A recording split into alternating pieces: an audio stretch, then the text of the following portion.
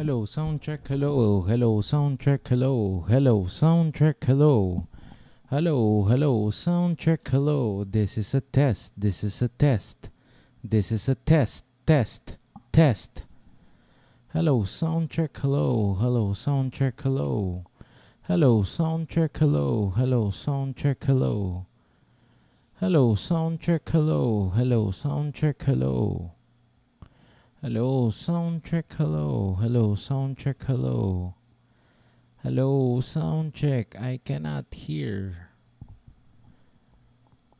Hello, sound check, hello. Loud and clear ba tayo for the 5 people in the stream tonight? Loud and clear? Yes, no, maybe. Pachat naman.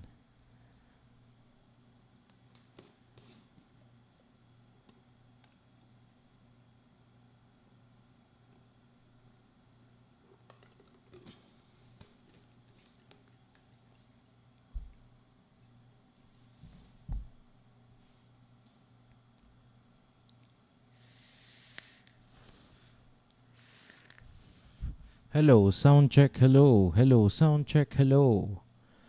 Okay ba? Naririnig nyo ako? Can you hear me? This is a test. Loud and clear? Sige. Alright. Good evening kay Eunice. Salamat. Happy Teacher's Day kapatid kahit hindi ka na nagtuturo. Happy Teacher's Day. And then we have Lean. Lean, good evening. Advocacy. Bro, ano ang iyong tunay na pangalan so I can address you during the stream? Nathan, thank you for joining us. Leo Jean, thank you for being here. Nice. Loud and clear naman daw, sabi ni Lean. Jeric, good evening bro. Oh, Aaron na nagbabasa ng dekada. Shout out syempre sa'yo. Dahil nagbabasa ka ng dekada. Thank you. Sige. Loud and clear. Moonshine, bro. Glad that you're here. Thank you at nandito ka. Sige. Hello, Hila. Thank you at nandito ka. Pahinging ilang minutes kasi medyo na-stress ako dun sa ano. When I was setting up this live stream, parang something triggers the algorithm that it's not safe for everyone. I think it's the topic, probably. I'm gonna discuss Article 36 tonight. Article 36 of the Civil Code, prejudicial questions and bigamous marriages. Thank you, Hazel, at naririnig mo ko. Welcome. I think you're new sa ating stream. Hazel, yes. Sige. Good evening, Divine Grace. Salamat. Salamat sa iyong pagbati. Sige. Pahinging ilang minutes. Super stressful ng ganun. Super sad din yung possibility na kukunti ang mararating ng ating content tonight. Sige. Salamat, Jeneline. Good evening din. Thank you for being here. Am I too loud? Sound check. Yan. Happy World Teacher's Day. Salamat din. Salamat, kapatid. Sige. Kwento muna ako sandali. Today, October 5, also marks an important day for me. AD. Salamat. Uy, greetings from Baguio. Hello. Good evening. Yes, postponed ang bar exam. At ang aking mga barista sa ating one-on-one coaching and mentoring program are very saddened by the news. Super bigat sa kanila. Some of them are still taking the time to process how it would affect them. Yung isa umiiyak kasi wala siyang pang RT-PCR for 4 Sundays. So sabi ko sa kanya, time to make some money. Okay. Raiza, thank you. Good evening din at maraming salamat. God bless you too, kapatid. Yes, thank you. October 5 is an important day for me. Here's why. Kasi when I was X years old, when I was very young, college pa ako, probably 18, 19. October 5 marks the first day that I had a column published. Yeah. There's this local newspaper I used to work for. Hindi ko to nakwento sa dekada. I wrote for a local newspaper when I was 18. Yeah, 18. And my first column was about the influence of a teacher. October 5. Tagal na pala, no? Sarap lang mag-reminisce. October 5, World Teachers Day. Okay. Thank you. Oh, sige. We have maybe 9 people dito sa ating live stream. Sorry at na-late ako, ha. Sige. Yes, thank you. Okay. Glad that you're all here. Everything seems to be working and the updated OBS is also holding itself stable. Okay. Madam Monica, maraming salamat. Happy World Teachers Day din siguro sa'yo. Thank you. Okay. Start. Article 36. Prejudicial questions. Super technical na topic nito sa civil law. But, kung lalaktawan nyo siya sa civil code ng midterms or hindi siya tinanong ng midterms, most probably itatanong ito ng finals.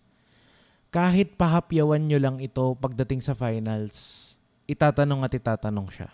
Kung may isang topic from persons, that is Article 1 to 40 plus, 40 something, 47.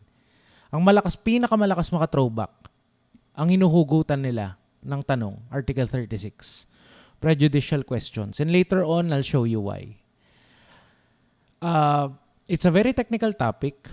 Maraming nahihirapan na umunawa dito, but tonight, I'm going to try and make what is probably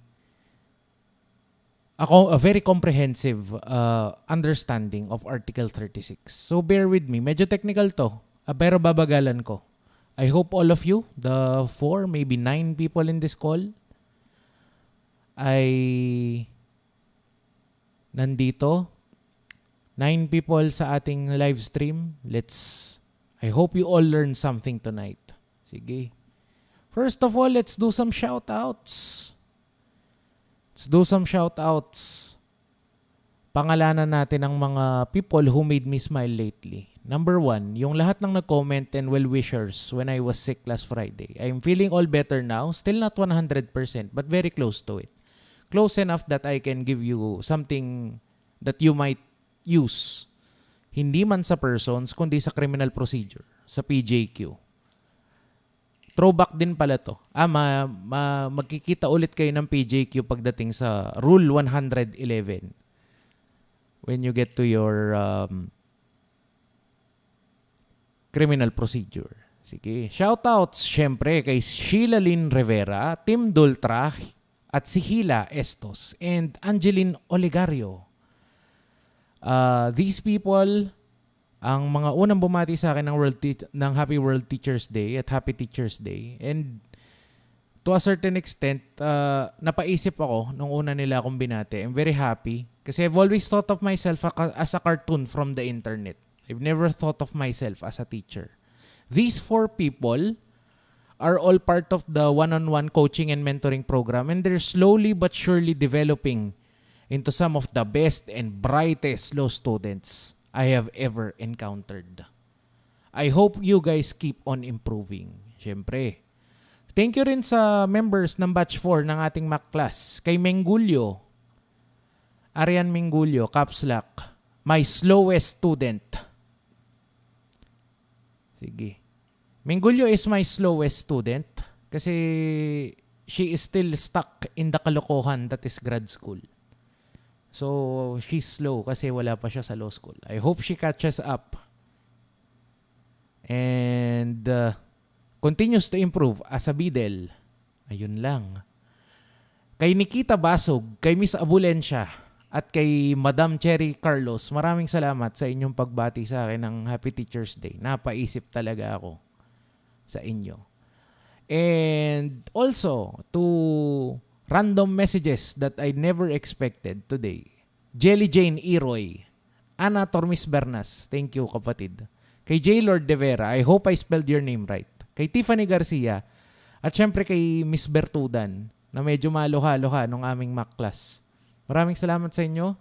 I've rethought my position as a cartoon from the internet into something else. Probably we're doing something right. Para kung kayo ay babati ng ganito, we're probably doing something good, something right dito sa channel. So maraming salamat sa inyo. Okay. We love you too, Miss Rivera. Good evening, Mr. Canoso. Sige, sa lahat na rin ng bumati, pahabol, naku maraming salamat sa inyo. One other important announcement I would like to make tonight is we're launching the Law School Bootcamp 2021, coming this October. It's a week-long event starting from October 25, ending ng October 31. That's Monday to Sunday. At papasok kayo sa Law School Bootcamp sa oras ng mga working law students, probably 6 to 10, 5:30 to 8:30, probably 6 to 10. Tapos, we'll meet also on the weekends from 1 p.m. onwards. It's like your mock class. Yan, shoutout syempre muna sa mga nanggaling na sa mock classes dito. Pili tayo, Mengulyo, Canoso, top notcher ng batch 1 and 2. Si Moonshine, partially, nag-attend ng mock classes. Sheila, whom I met through a mock class. And then Hila. Mengulyo, my former bidel, who continues to be my bidel elsewhere. Maraming salamat sa inyo. The Law School Bootcamp is essentially the mock classes on steroids. Instead of the 4 or 5 hours ng ating mock class, ay meron tayong whole week. You spend the whole week with me. We will learn the law together. You will be called to recite. You will be called to do your assignments. Probably, magpapasubmit ba ako ng case digests? Pwede. Will I criticize all of your digests? Probably. Magkakaroon ba tayo ng quiz? Siguro. Malamang. And I want to be able to teach you or at least show you how to answer in law school. Ayan. Finally, Sunday is reserved for your evaluation. Nandoon ang bigayan ng grades, ng feedback. We'll process together the trauma that is law school. The goal of the bootcamp is one thing. Ay, sorry. Am I peaking? Hello, sound. The goal of the law school bootcamp is to help you. Ikaw na nasa college or ikaw na na working ngayon. The goal is to help you to decide if law school is for you. Kung para sa iyo ba ang law school. Kasi there's a very good chance, kapatid, na pwedeng you may feel you're being called to law school at magsasayang ka ng matrikula. You will break your heart in law school at hindi ka naman para dito. Pero if you're here to dream, to be a lawyer, and you want to get ahead, gusto mong makauna kung paano ang buhay ng isang hardworking working law student, then I will see you sa Law School Bootcamp. How to register? You may register sa ating Law School Bootcamp through the link in the description box. Tapos, sige, I'll post a link na rin. Posting the link sa live chat box. Enjoy a 20% discount if you register now until October 10. Sige. Good evening, Maynard. Salamat nandito ka. Aasahan kita as we go through our material tonight. Something almost technical, very technical. Thank you all and I hope to see you sa Law School Bootcamp. Sa mga nagtatanong pala, kung merong law student edition ito, probably. Antayin natin kailan ng sem breaks nyo. Pag nag-align-align ng mga sem break nyo, magpapa-bootcamp ulit kami para sa mga law students na. And, however, kapag law student edition ng bootcamp, expect na medyo mas harsh ako. Yun pala, the Law School Bootcamp, don't expect me to be nice, polite.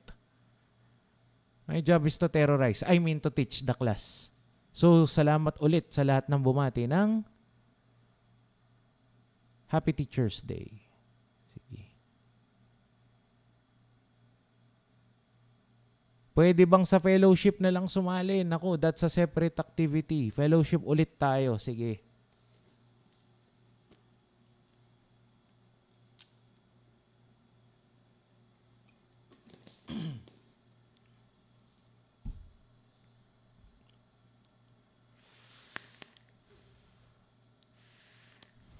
Tonight, we're taking a look at Article 36 of the Civil Code. This provision talks about what a prejudicial question is, its requisites, and more importantly, its effects. Kung may isang topic na babalik-balikan ng yung professor sa finals,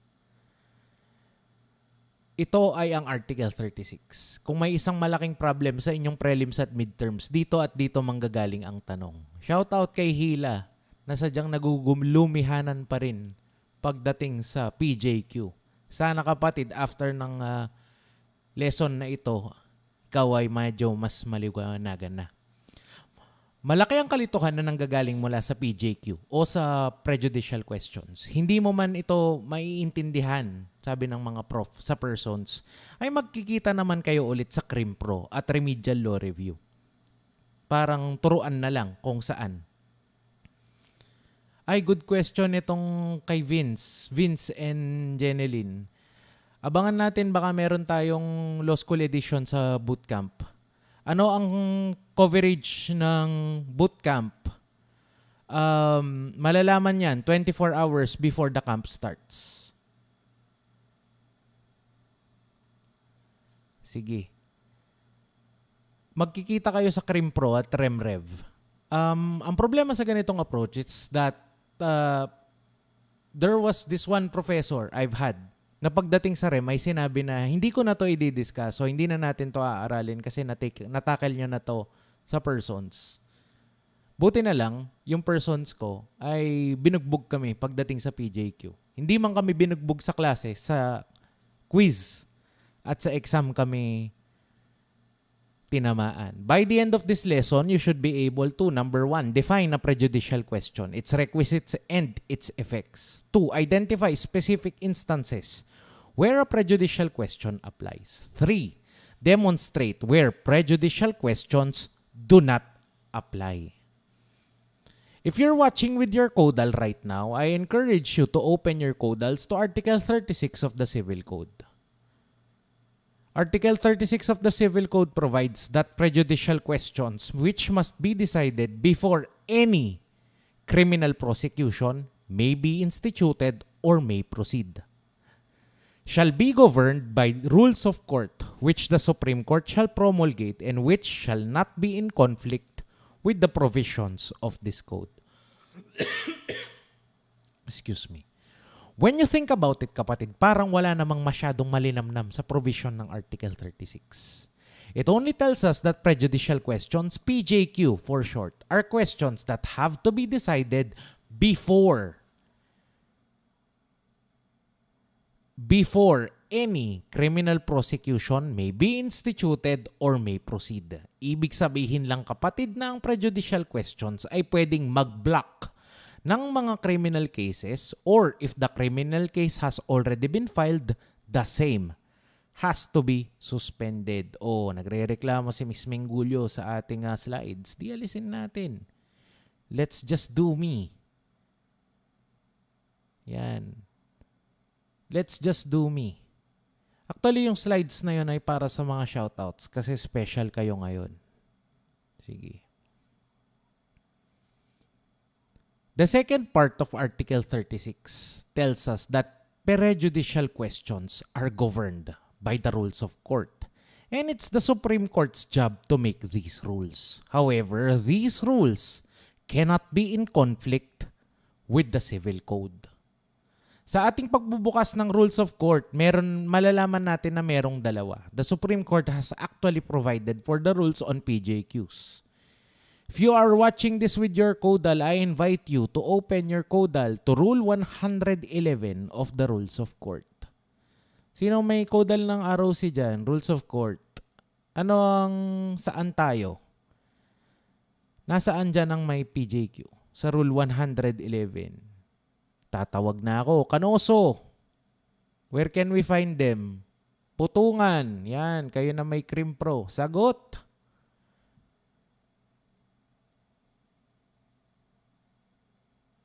Wala. Slow hands. Nasaan na? Ryan, good evening bro. Sashi, hello. Thank you for joining us. Thank you. Yun, Kanoso has come back for us. Rule 111, Section 6. Correct. Isa pa. Ay, kumakain pa si Menard. Sige, bawi ka mamaya, Menard, ha? Pauulanin ko kayo ng mga hypo. Section 7. Yes, correct. Sections 6 and 7.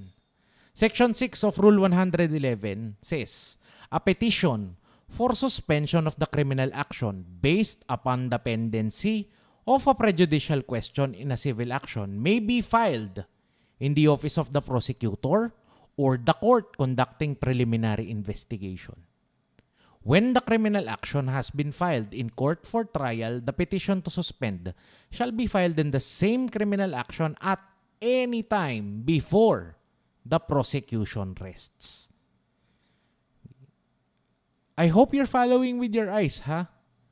Section 7 naman tayo. Section 7 of Rule 111 of the Rules of Court also provides that the elements of a prejudicial question are A, the previously instituted civil action involves an issue similar or intimately related to the issue raised in the subsequent criminal action. And B, the resolution of such issue determines whether or not the criminal action may proceed. Okay. Lots of big words here, ah. Okay. Kapatid, when we look at these two provisions, mas naliliwanagan na tayo kahit papano kung ano nga ba ang PJQ. From the phrase, prejudicial question. What does the word prejudicial mean? Prejudicial. What does prejudicial mean? Prejudicial is an adverb. It comes from the noun prejudice. Okay. Ano ibig sabihin ng prejudicial? Ano ibig sabihin ng prejudicial? Wala. Prejudgment. Wala. Divine grace says prejudgment. Sige, prejudgment. What does that mean? Prejudgment, prejudicial. Oh, prejudice. Sige. What does that mean? Command T. Google natin. Ano kasunod? It will have a bearing po doon sa subsequent action. Pwede. Pwede. Maynard, tama. It has some bearing without bias. Harmful to something. Correct. Those are all correct answers. Sige. Prejudicial ay nanggaling sa salitang prejudice, which means a prior judgment or preliminary determination or preliminary judgment. This means, kapatid, that a prejudicial question is a question or an issue that requires prior judgment or preliminary determination. Sige. Maraming beses nang na-cite kung ano ang prejudicial question. Pero ang pinili ko ay yung galing sa People versus Arambulo and Arambulo. Sabi ni Justice Perez sa kasong ito, a prejudicial question is one that arises in a case, the resolution of which is a logical antecedent of the issue involved therein, and the cognizance of which pertains to another tribunal. It is a question based on a fact. Yan. It's a question based on a fact, distinct and separate from the crime, but so intimately connected with it that it determines the guilt or innocence of the accused. Yan. Miss Garcia, thank you ah. Salamat nandito ka. Sige. Lots of big words here. Logical antecedent. Another tribunal based on a fact. Kalma lang tayo. Sa lahat ng mga kaso ng Supreme Court, walang isang malinis, malinaw at malutong na kahulugan ang prejudicial question. Lahat siguro ay parang lumilipad sa alapaap, kasabay ang bagyo na ngayon ay nananalanta sa atin. Maraming nalilito kasi technical ang definition ng PJQ mula sa Supreme Court. At ang mga mismong definition naman na ito ay siya namang inilalatag din sa atin sa ating mga libro. Kaya let's take a minute and break these definitions down further. Pagdating sa prejudicial question, this is so important. I'm encouraging you to write this down. Pagdating sa prejudicial question, there are always two cases. Kung iisa ang kaso, walang prejudicial question. I hope I'm clear doon sa point na yon.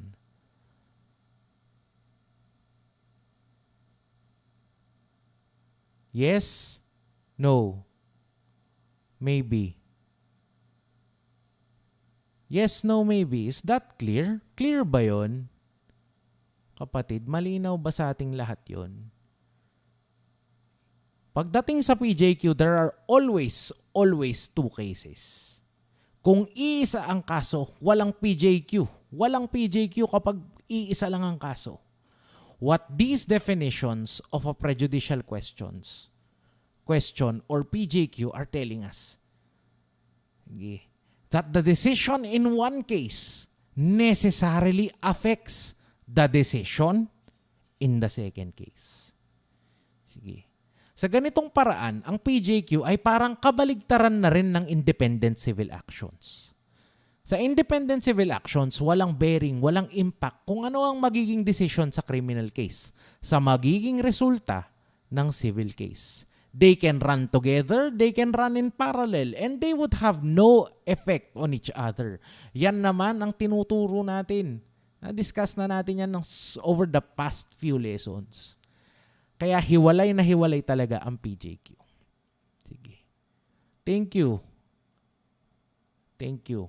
Crystal clear. Thank you. Pagdating sa PJQ, there are two cases. The decision in one case operates as a prerequisite of the second case. Without the decision in the first case, the second case cannot move on. Sa parehong paraan, na-pressured ka siguro ngayon kapatid na galingan sa Criminal Law 1 at Constitutional Law 1 dahil kung babagsak ka, alin man sa dalawa, ay hindi ka makaka-enroll sa Criminal Law 2 at Constitutional Law 2. Crim 1 and Consti 1 are prerequisites of Crim 2 and Consti 2 respectively. Sige, that's my second point. I hope I'm still making sense. Technical to, and I want you to be able to understand this. For those of you who are watching on the replay, I hope that what you're going to get from us, from this discussion tonight, is the definitive guide on PJQs. Sige. I hope I'm still making sense. Okay. Prerequisite ang decision dun sa second case. Prerequisite sa decision ng second case, yung decision sa first. Yes. I hope I'm still making sense. Sa parehong paraan na pwedeng natataranta ka pa rin sa tuwing nagchat-chat ang ex mo. Hindi rin naman magkakaroon ng puwang sa puso mo ang mga lumalandi ngayon sa'yo kung ikaw ay nasa law school na. You have to let go. You have to end the loop with your ex. Sige. I hope I'm making sense, ha? Please type stop anytime na naguguluhan na kayo. From there, let's look at the requisites of a prejudicial question. Sulat natin to, ha? There is a prejudicial question when the following requisites concur. Number 1, the matter always involves two cases. The first case is a civil case. The second case is always a criminal prosecution. Number 2, both cases must share a similar or intimately related issue. Number 3, there is a question of fact, the answer to which determines the guilt of the accused. Sige. Okay pa ba so far? 2 cases, similar intimate issue, tapos that issue pertains to a question of act. O question of fact. Ang sagot dito determines the guilt of the accused. Clear pa? Sige. Let us go to the effect. What happens when a prejudicial question is present? What happens? What happens? Kapag may PJQ, ano nangyayari? What happens?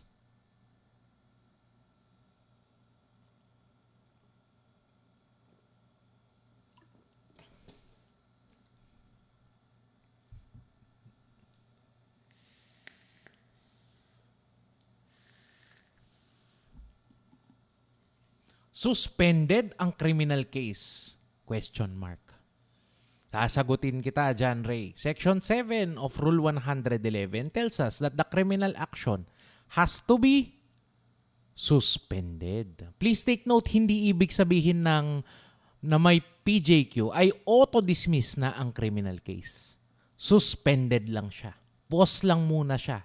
Hindi muna siya aandar. But it does not mean that the criminal case is now over. Sige. Tatawid tayong konti sa rem, pero awatin nyo ko pag nagdadaldal na ako ng sobra. Procedurally, how do we effect this suspension? How do we get the suspension procedurally? If your client has a prejudicial question, what are you supposed to do? Anong gagawin natin? Anyone? Are you supposed to ignore the PJQ so you can collect appearance fees on both cases? Pwede ba ang ganong scam?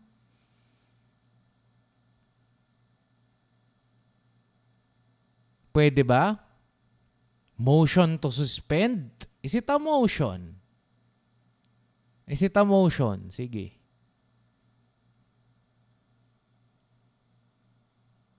Is it a petition? Procedurally, how do we do this? Okay. Section 6 of Rule 111 of the Rules of Court tells us that we have to write a petition. A petition for the suspension of the criminal action based on a prejudicial question. This has to be filed where? Saan ito ipa-file?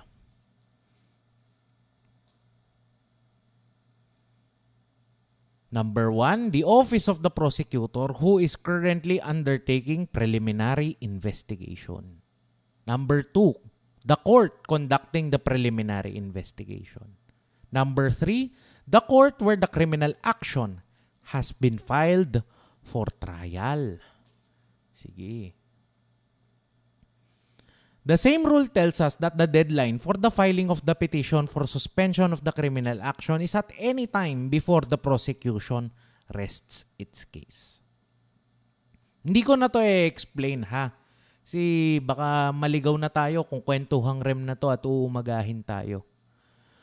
Preliminary investigation we have discussed in the previous lesson. Hanapin nyo na lang. This is part 29. We've discussed preliminary investigation under part 28. It's only a step in the criminal prosecution. Mas matalino talaga at mas maganda yung paliwanag dun sa previous episode. So I will encourage you to go back to that.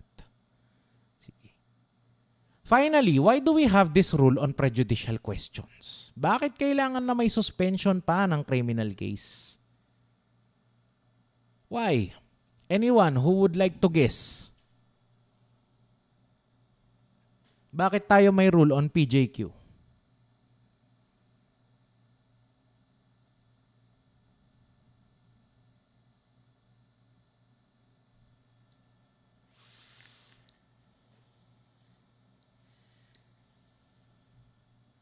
Avoid double payment for damages. Pwede. Pero there's that prohibition. where you cannot collect twice the damages for the same cause of action. Shane Kaliwan, medyo lost ako sa tanong mo. Paki-PM mo ako, kapatid. PM mo ako on Facebook. Diyan ko na lang sagutin. Similar issue with the civil action. Kasi civil case ang tinatakel, probably not. To avoid double jeopardy. This is an incorrect answer. Kasi we have a criminal case and a civil case and then followed by a criminal case. Okay. Estos. Same answer with Canoso. Civil case determines whether or not the crim case will proceed. Good. Good answer. The rule exists so we can avoid conflicting decisions. I'll show you an example. Bigay. X sold the house and lot to Y for the sum of, bigyan natin ng number, magkano ba tong bahay at lupa? 850,000 pesos. Maliit lang. Tawagin natin siyang yung townhousean. Sige. Aminado si Y na maliit lang yung bahay. May mga kailangang ipagawa. Pero tuwang-tuwa siya kasi matutupad na ang pangarap niyang magkaroon ng sariling bahay. Y went home and surprised his girlfriend/fiancé that they were now the proud owners of a small home in Quezon City. They went to the property, sinama ang kanilang mga aso, and they took photos. Nag-post pa sila sa IG at sa home bodies nang may hashtag couple goals. However, unknown to Y, X merely presented Y with a fake title. He had no good authority to sell the property on behalf of his sister, who was in the province at the time of the sale. Worse, he finorged ni X ang pirma ng kanyang kapatid on the deed of sale. Y now filed an action for the annulment of the deed of sale over the property in Quezon City. Yan ang first case. At ang goal ni Y ay mabawi ang 850,000 pesos plus damages dahil nga na-scam siya. A week later, Y filed a complaint for estafa under Article 315 of the Revised Penal Code. Here we have two cases. One, the civil case to invalidate the sale and to recover the purchase price plus damages. The second case is one for estafa under Article 315. Niloko si Y at dapat sigurong makulong si X. Sige. Second, the two cases here are linked by a similar or intimate issue, whether or not X deceived Y into agreeing to the sale of the property in Quezon City. The question of fact in this case is whether or not X forged the deed of sale. Third, this question of fact also determines the guilt or innocence of X. Kung mapapatunayan ni Y na forgery ang deed of sale na pinresenta ni X, makukulong ba si X? Yes, no, maybe. Yes, no, maybe.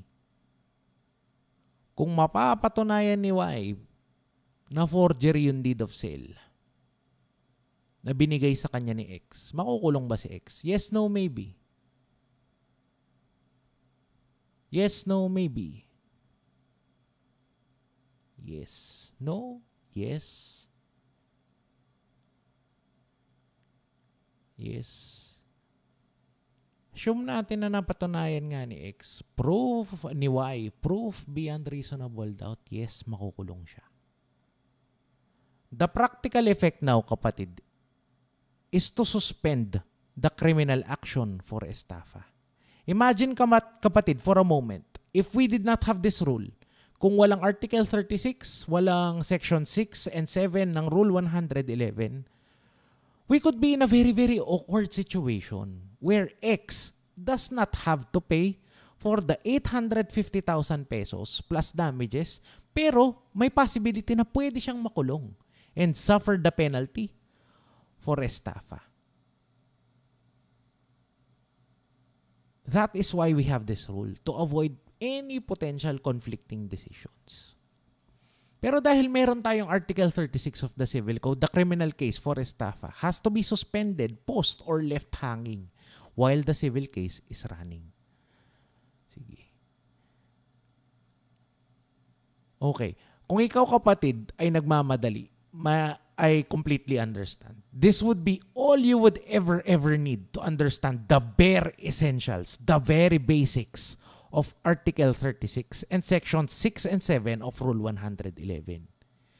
If you want to learn more, I thank you for staying. Meron pa ba? Do you want to learn more? Yes, no, maybe.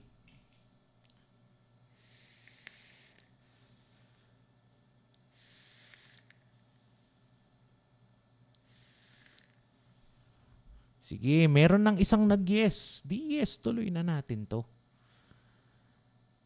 Thank you for staying, John Ray Macanas. Let's begin by troubleshooting the rule. And then I'll show you how professors usually trap students into giving the incorrect answers. Makinig mabuti. Dahil isa ito sa mga naging mali ko nung midterms or finals ng persons. Earlier, I mentioned that there has to be two cases. The first one is civil and the second one is a criminal case. What if nauna ang filing ng criminal case? What if nauna ang filing ng criminal case? What if nauna ang filing ng criminal case? Will the rule on PJQ still apply? What if nauna ang filing ng criminal case? Will the rule on prejudicial questions still apply? Yes, no, maybe.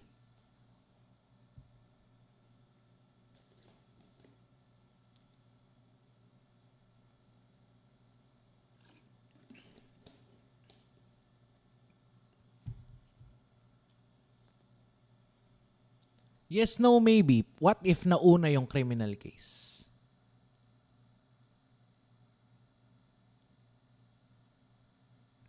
Meron pa bang prejudicial question?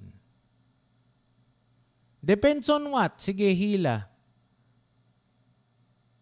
Tapos bigyan mo akong legal basis, ha?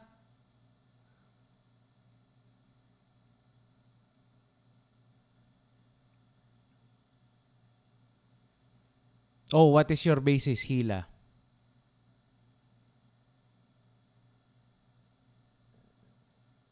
What is your basis? Huwag kang tumawa. Magsulat ka ng legal basis.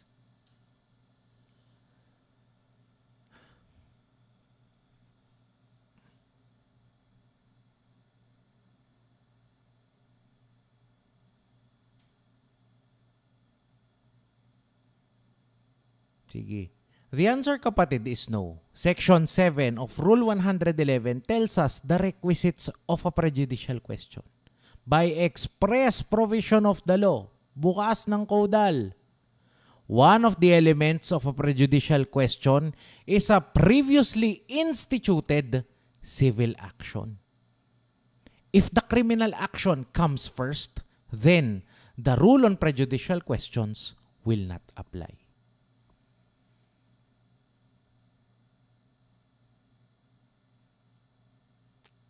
Clear ba? Yes, no, maybe. Clear ba? Kung malinaw, please type clear and then I'll move on to my next point. Clear pa ba? Clear? Yes, no, maybe. Clear. Okay. Basta type stop ng caps lock, ha, kapag naliligaw na kayo sa discussion. Sige. Excuse me. What if, sige, thank you at clear sa inyo. What if the first case is not a civil action? Kunwari, administrative case. May PJQ pa ba? Balikan natin ang Section 7. Sabi sa Section 7 ng Rule 111, by express provision of the law, first element niya is a previously instituted civil action. What if the first case is not a civil action? Kunwari ito ay admin case. Yan. May PJQ kaya? Gandang pagdebatihan yan sa klase. Hindi na siya PJQ. I'm inclined to agree with that answer. Sabi rin ng mga, pag nagbukas ka ng paras, ng rabuya, ng Albano, Santa Maria din, sasabihin na pag nauna ang first action ay admin case, hindi ito, walang PJQ. Wala. Dapat civil lang. Pero there is one case. There is one case na pwede niyong basahin. Nasa description box siya. In San Miguel Properties Incorporated versus Perez, the Supreme Court, speaking through Justice Bersamin, teaches us that an administrative case and the criminal action can combine and call the application of the rule on prejudicial question. Kay regalado din ganun. Pero ito exception natin eh. We have one case, San Miguel Properties Incorporated versus Perez. In this case, the administrative case was still technically a civil action. It was one for specific performance or a demand to comply with the specific terms of a contract. It just so happened that the power to order specific performance in this case was not vested in the RTC or any other court, but on an administrative body, the HLURB. Nilabel lang ito na administrative case dahil administrative body ang may exclusive jurisdiction. Although, for all other intents and purposes, it was a civil case. Elsewhere in this case, kung babasahin nyo to, the Supreme Court points to several instances where proceedings are suspended because of a PJQ. Kahit walang civil case na nauna sa criminal case, the courts can still suspend the proceedings in the second case for the sake of good order. The rule can always apply if the court thinks it's best at layon nilang umiwas sa mga conflicting rulings or decisions. Basahin nyo tong case na to. Could be important. Could be important. Sige. San Miguel Properties Incorporated versus Perez could be a stray ruling or a ruling that runs in conflict with the bigger body of jurisprudence. Stray rulings, at least in my opinion, do not make good case law. However, they remain valid until and unless the Supreme Court decides to abandon the doctrine. Sige. Yung citation nandyan lang sa, yung citation and the link nandoon sa description box. Again, kung sakaling tatanungin ka bukas sa recitation nyo, na kung ang unang kaso ay hindi civil, pwede pa rin bang mag-apply ang prejudicial question? Pwede pa rin bang mag-suspend? The answer is yes, and the basis, sadly, is San Miguel Properties Incorporated versus Perez. The reason for the rule is that courts have the discretion or the option to suspend for the sake of good order or for the sake of avoiding conflicting rulings based on similar issues. However, kung ako ang may exam bukas, isasagot ko sa tanong na yan ay ang general rule. No! At ang magiging basis ko ay ang exact provision ng Section 7 ng Rule 111. Ilalatag ko lang siguro na may exception at ito ay ang ruling sa San Miguel Properties versus Perez. Sige. Inaral kong mabuti kung dapat bang i-discuss ang exception na ito. Kasi una sa lahat, it's probably a stray ruling. Sorry technical na tapos technical pa tong discussion. It's probably a stray ruling. That's my opinion. Pangalawa, sa discussion ni Justice Paras, ni Rabuya, ni Dean Albano, at ni Dean Santa Maria, sa kanilang mga libro, at sabi na rin ni Menard, di ako nagbukas ng regalado, bro. Di na ako tumingin ng regalado. Sa kanilang mga libro, tanging Section 7 ng Rule 111 ang sakalam. I have discussed it here for the sake of giving you a complete understanding of the rule. Sige. Often in our live streams and in past episodes, I always tell you kapatid, may bahagi ang batas na hindi mahirap, sadyang matrabaho lang. Constitutional law is waiving. Ang PJQ naman kapatid ay isa sa mga technical na bahagi ng batas kung kahit mismong mga author ay hindi magkasundo. Asahan mo na kung ikaw ay tatanungin sa recitation or exam, lapat na lapat ang mga tanong dito sa mga doctrines ng decided cases. Okay. Let's go over the possible permutations or combinations of the rule on PJQ. The following parts are going to be technical. Hinga ng malalim pero kapit lang kapatid. May iintindihan rin natin to by the end of this lesson. Okay. Hydration break for me.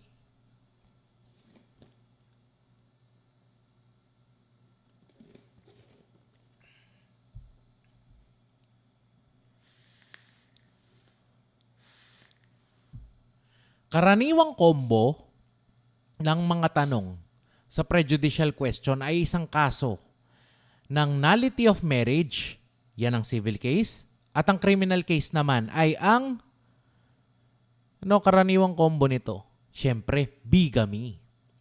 This applies when you are in your first year in law school. The prejudicial question or the question of fact could be the validity of the first marriage or the second marriage. When you encounter this again in criminal procedure, the scope becomes a little wider but the principles remain the same. Ang combo ng PJQ pagdating sa Crim Pro ay ang civil action for annulment of a sale or a donation of real property. At ang criminal case naman ay usually estafa under Article 315 of the Revised Penal Code or falsification of a public document. Please take note of this, kayong mga second years na ha. Dahil technical na ang topic ng prejudicial question, simple lang ang gusto talagang itanong sa atin ng ating mga prof at examiners. Umiikot lang ang tanungan dito sa mga sumusunod. Whether or not the criminal case should be suspended. Whether or not there is a prejudicial question or rule on the defense of the accused, na kadalasan ay suspension lang din ng prejudicial question. Again, technical na topic ito, kaya dadahan-dahanin lang natin. Let's look at the first and probably most common combo. The action for the declaration of the nullity of a marriage and then the case, criminal case of bigamy.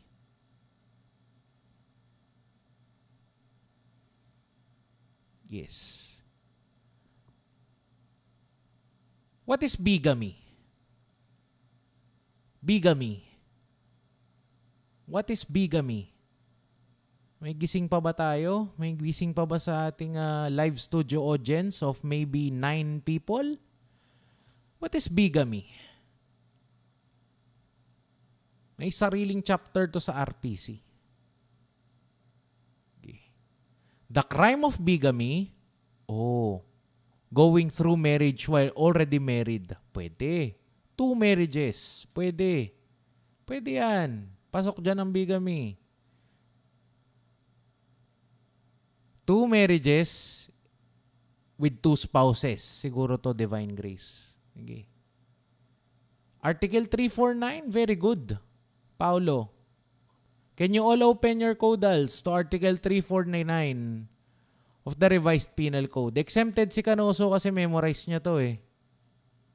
Kahit nakapikit, di na siya magbubukas ng codal. Pero sasabihin niya sa atin, the penalty, sir, of presyon mayor shall be imposed upon any person who shall contract a second or subsequent marriage before the former marriage has been legally dissolved, or before the absent spouse has been declared presumptively dead by means of a judgment rendered in the proper proceedings. Sige. Mula dun sa ni-recite ni Mr. Canoso at mula sa inyong pagbasa ng Article 349, we know that the crime of bigamy punishes any person who contracts a second marriage while remaining married to another person. The law requires that the second marriage must be valid and complete with all the essential requisites. Ibig sabihin sa ilalim ng bigamy, ang ating akusado ay kinasal. Ang una niyang kasal ay nananatiling may bisa, valid pa. Hindi pa siya nagpaanal o wala pang judgment sa kanyang annulment. At kung sumakibilang bahay man ang kanyang asawa, ay hindi pa ito pumasok sa period kung saan legally absent na ang kanyang magaling na asawa. At habang siya ay kasal pa, siya ay muling nagpakasal. At ang pangalawang kasal ay valid at may bisa. Sige. I hope I'm clear so far. Nailatag na natin what is bigamy. Sana malinaw pa kapatid. Please type clear kung malinaw pa. Clear pa. Thank you, Menard bro. Salamat at malinaw pa so far. Kasi I'm gonna discuss paano na ginugulo ng ating mga professors at examiners. Dito na sila magsisimulang manggulo. Sige.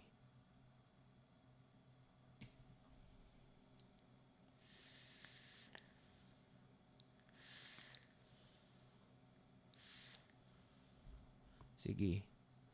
Anyone here who has not yet seen Money Heist, Season 5. Season 5 ng Money Heist. Warning spoilers alert. Ay naku Shane, paano to? I-mute mo na lang ba ako? Hindi, you're not missing anything. Sige. Wala ka namang na-miss.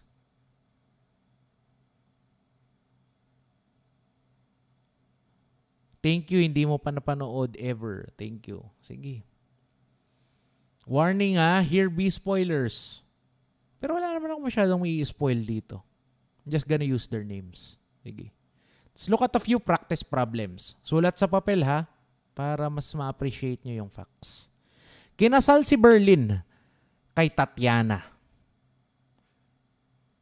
Valid ang kanilang kasal. At puro pari pa yung kanilang choir at naging bisita sa reception. Years later, nagkalabuan sila dahil hindi na kinakaya ni Tatiana na magnanakaw pala itong si Berlin. They drift apart. They grow apart. Berlin now marries a second time. The second marriage is valid in all respects. Can Tatiana file a criminal case for bigamy? Yes, no, or maybe? Ulit Si Berlin ay kinasal kay Tatiana. Valid ang kanilang kasal. Siyempre, puro pari pa yung kanilang choir at bisita sa reception. Many years later, hindi na matake ni Tatiana na magnanakaw pala itong si Berlin. So, Berlin, living apart with Tatiana, now marries a second time. The second marriage is valid in all its respects. Can Tatiana file a criminal case for bigamy? Yes, no, maybe. Yes, no, maybe. Yes, no, maybe. Siyempre, yes ang sagot natin dyan. All of the elements of bigamy are present. Berlin was first married to Tatiana. The marriage was valid. They had a good reception. However, during the subsistence of his marriage to Tatiana, Berlin married a second time. Kunwari, pinakasalan niya si Alicia Shera. The marriage to Alicia Shera is also valid in all of its respects. In this problem, we find that all of the elements of bigamy are present. Therefore, Berlin is guilty of the crime of bigamy. Yes. Salamat, puro yes ang sagot nyo. Sige. Ayan, clear na tayo sa problem number 1,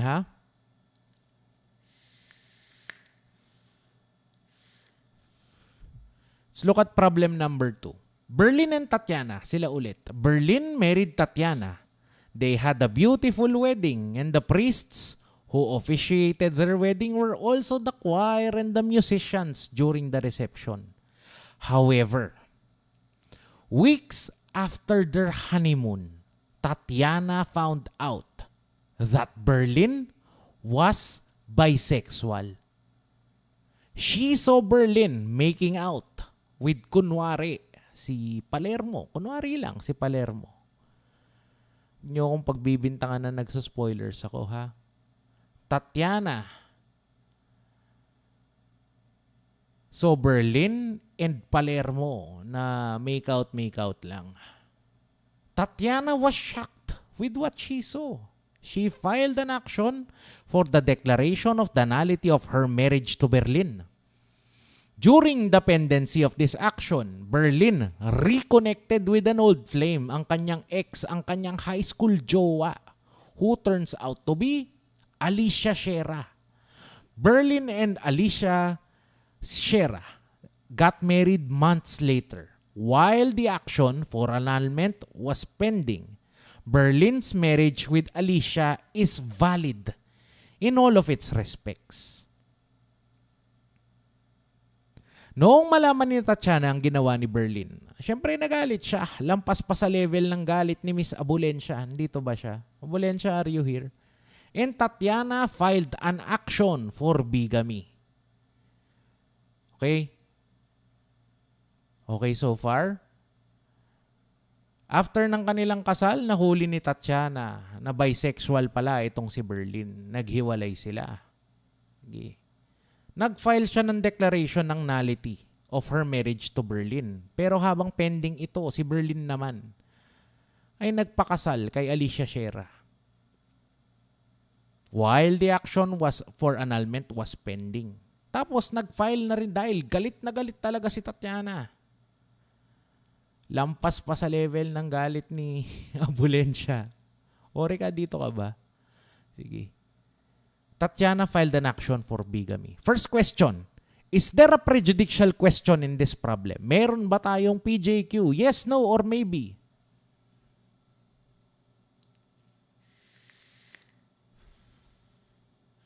Is there a prejudicial question in this problem? Yes, no, maybe. Pwedeng magpaulit ng facts, ha? Yes, no, maybe. Yes, no, maybe.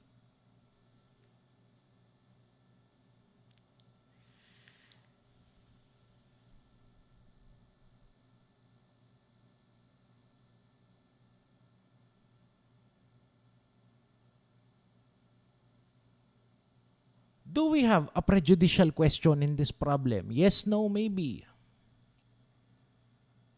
Yes. Nag-file si Tatiana ng nullity. Habang pending, pinakasalan naman ni Berlin si Alicia Shera, high school jowa. Do we have, first question, do we have a prejudicial question in this problem? Yes, no, maybe. The answer, kapatid, is no. There is no prejudicial question here. While we have a civil case and then a criminal case, there is no question of fact that connects the first case to the second case. We have none. Pero paano po yung pending annulment? The pending case of annulment has no bearing, no impact on the crime of bigamy. The crime of bigamy, remember, punishes any person who contracts a second marriage while being in a prior subsisting marriage. In this case, Berlin is guilty of bigamy. You will later on learn sa mga first year, first semester dito. You will later on learn, kapatid, sa Article 55 ng Family Code, lesbianism and homosexuality are grounds for legal separation, but not annulment. In this case, we have bisexuality. Will this be a ground for annulment? Etong bisexuality ni Berlin, pwede ba itong maging ground for annulment? Yes, no, maybe. Yes, no, maybe. Etong bisexuality ni Berlin. Pwede ba? Yes, no, maybe.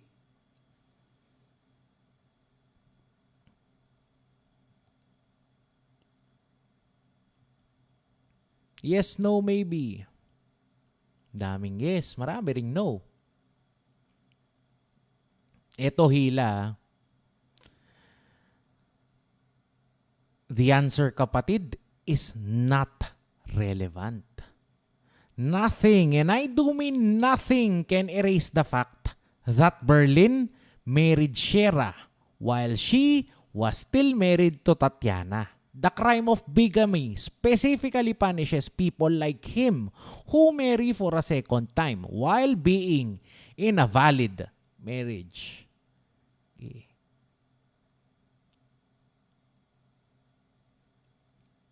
So far, we have covered the following combinations. Valid ang first marriage, valid ang second marriage, equals guilty of bigamy, pero no prejudicial question. Second scenario we have covered, valid ang first marriage, valid ang second marriage, pero pending ang nullity. In this case, sa second scenario, there is still no prejudicial question. Pero merong bigamy. Sige. Taking it slow. Sana kapatid ay malinaw. Please type clear kung malinaw-linaw pa. Kasi dito na nagkakalabuan. Please type clear. Please type clear kung malinaw-linaw pa.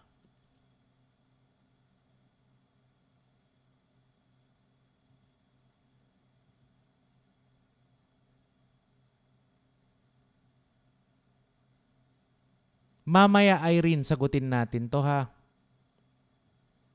We're jumping ahead sa discussion. This is going to be the definitive guide on PJQ and bigamy. Pero, we'll take it slow. Mamaya dadaanan natin yan. Malinaw pa? Sana malinaw-linaw pa. Kasi gugulo na to as we move on.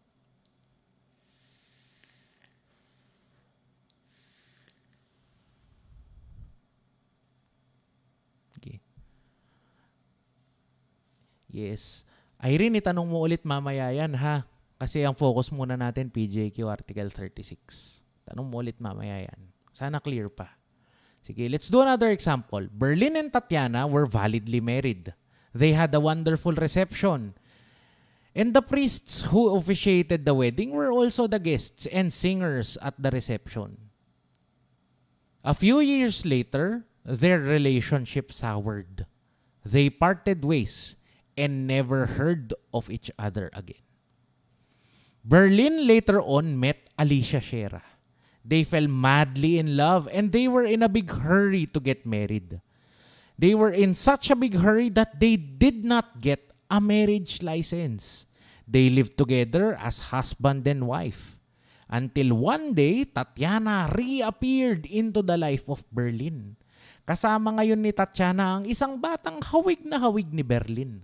As it turns out, she was pregnant at the time they separated. Umuwi ngayon si Alicia Shera at doon lang niya nalaman na may unang pinakasalan pala itong si Berlin. At dagger in the heart, may anak pa pala siya kay Tatiana. Angered by this, Alicia sought the nullity of her marriage to Berlin. A week later, she filed a criminal case against Berlin for bigamy. In this problem, first question, ha? In this problem, do we have a prejudicial question? Yes, no, maybe. Ulitin natin yung facts habang kayo ay nag-iisip. Kinasal si Berlin and Tatiana.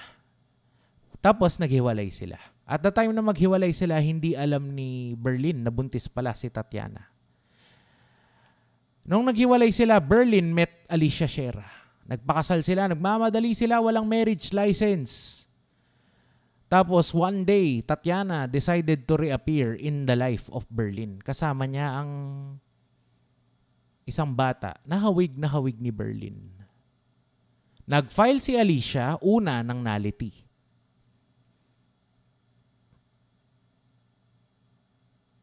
Pangalawang final niya, dahil galit pa rin siya, criminal case against Berlin for bigamy.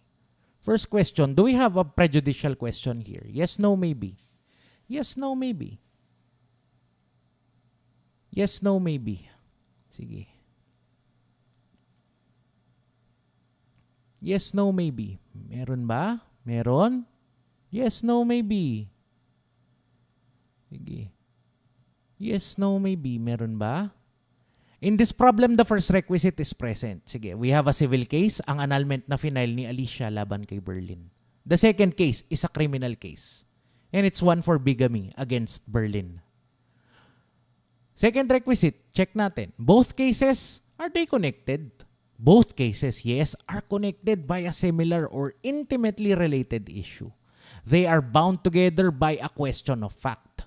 The prejudicial question here is whether or not the marriage of Berlin to Alicia Shera is valid. If the marriage is valid, then Berlin becomes guilty of bigamy. If the marriage is void, on the other hand, because they got married without a license, and they were not subject to any of the exceptions sa marriage license, then Berlin must be acquitted of bigamy. Why? Bakit kailangan ma-acquit si Berlin? Kung sakaling ang ruling sa RTC ay void ang marriage between Berlin and Shera. Why? Why? Anyone?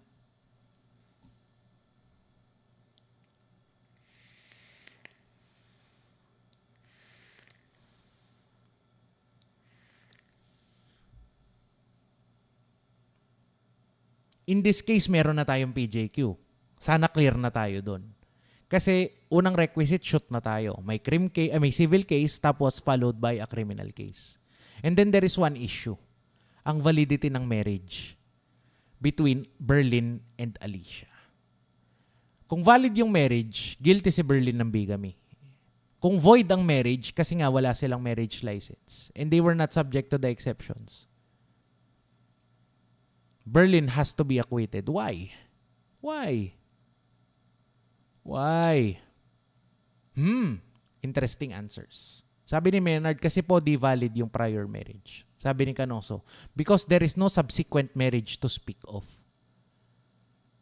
Hindi legal ang marriage. Only valid marriages are covered by bigamy. Yes, you're all giving me correct answers. Pero I need a legal basis. Walang valid document to support the legality of their marriage. No valid second marriage. Because the subsequent marriage is not valid. Second marriage is not valid. Tama naman eh. Tama kayo, pero walang legal basis. Hindi tayo pwedeng sumagot ng hinugot sa ere at itinira sa papel. Or in your cases, online classes na pala. Itinira sa keyboard. Hindi tayo pwedeng humugot sa ere. We cannot conjure our answers out of thin air. Basis na lang. T versus CA. Hindi. Give me something simpler.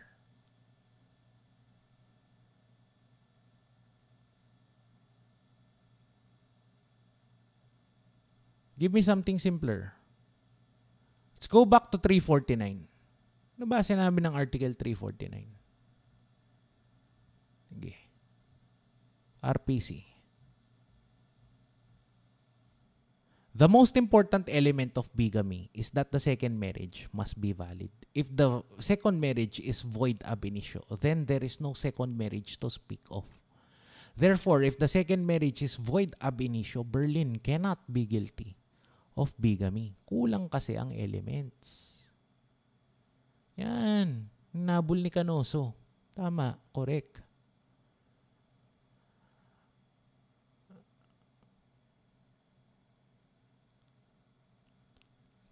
Question on bigamy, then answer with the legal basis based on bigamy. Sige. Berlin cannot be guilty of bigamy kasi kulang ang elements. I hope it's still clear. Kapit lang. I hope clear pa. Pakitype nga clear. Kung clear pa, tama naman yung mga sagot nyo. That's what I'm saying. Pero if the question is based on bigamy, you respond with the legal basis based on bigamy. Canoso is correct.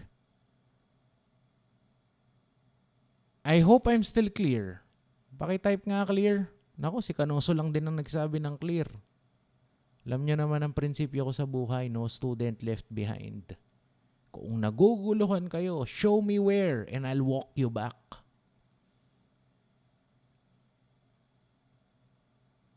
The most important element of bigamy is that the second marriage must be valid. The second marriage is void ab initio, then there is no second marriage to speak of. Okay. Okay. Salamat, clear pa for about 7, 8, 9, 10 people. How about the rest? Alam mo, no student left behind tayo. Show me where it is unclear and I'll walk you back.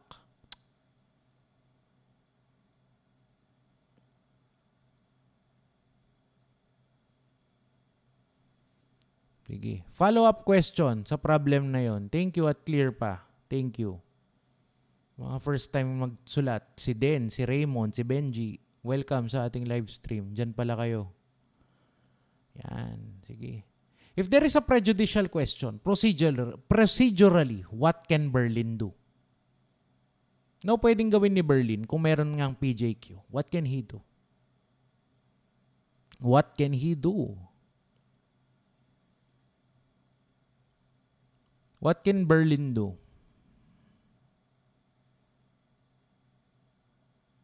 Ano remedy? Procedurally, ano remedy ni Berlin?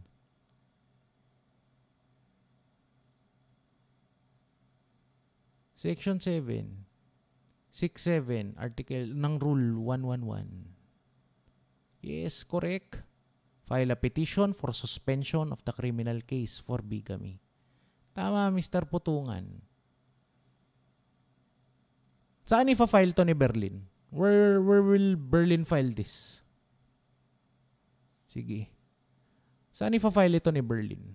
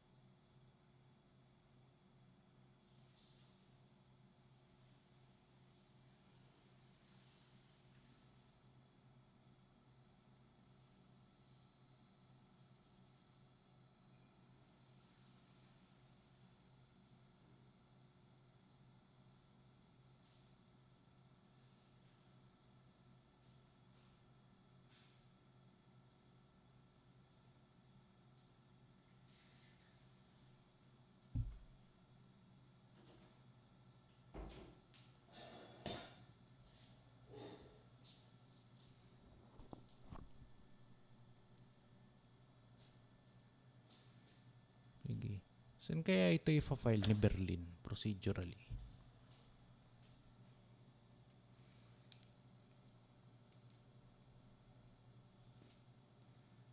Office of the Prosecutor daw.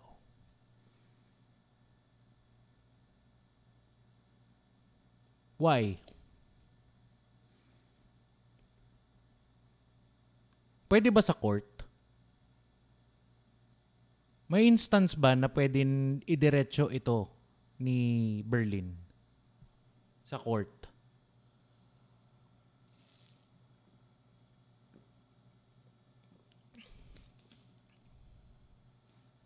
Correct, Menard. If nasa PI pa lang po. So, Office of the Prosecutor. If filed na sa RTC. Yes, correct.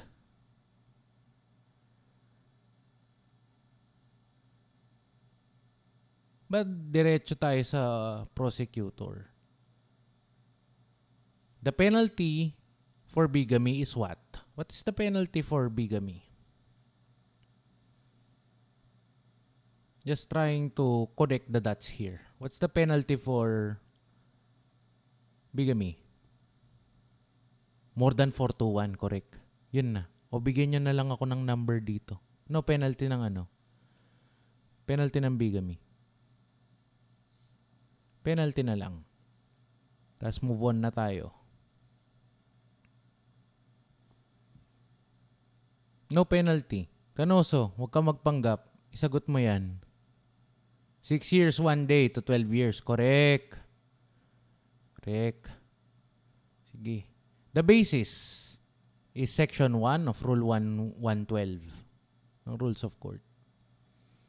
Say more than 4 to 1. Sige. Correct. Thank you, Cristel. Sige. Let's do another example. Sige, let's do another example. Marami tong mga example na to. Combination kasi siya. Permutation siya. Sige. In this example, Berlin is married to Tatiana. Berlin later marries Alicia Shera without a marriage license. Alicia Shera is very, very angry. Galit na galit siya. Pero gusto siyang unahan ni Berlin. And that's why Berlin, wanting to get ahead of everything, files an action for the declaration of nullity of his marriage against Tatiana. Kuha ba yung facts? Alicia Shera later files a criminal case for bigamy against Berlin.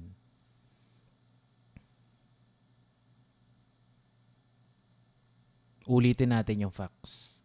Berlin is married to Tatiana. Tapos si Berlin later marries Alicia Shera. Pero walang marriage license. Alicia is very, very angry. However, Berlin, wanting to get ahead of everything, files an action for the declaration of nullity of his marriage against Tatiana. Alicia Shera later files a criminal case for bigamy against Berlin. First question. Do we have a prejudicial question? Yes, no, or maybe?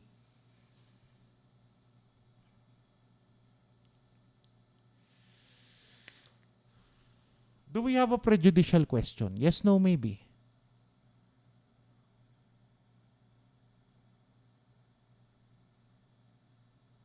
Do we have a prejudicial question? Yes, no, maybe?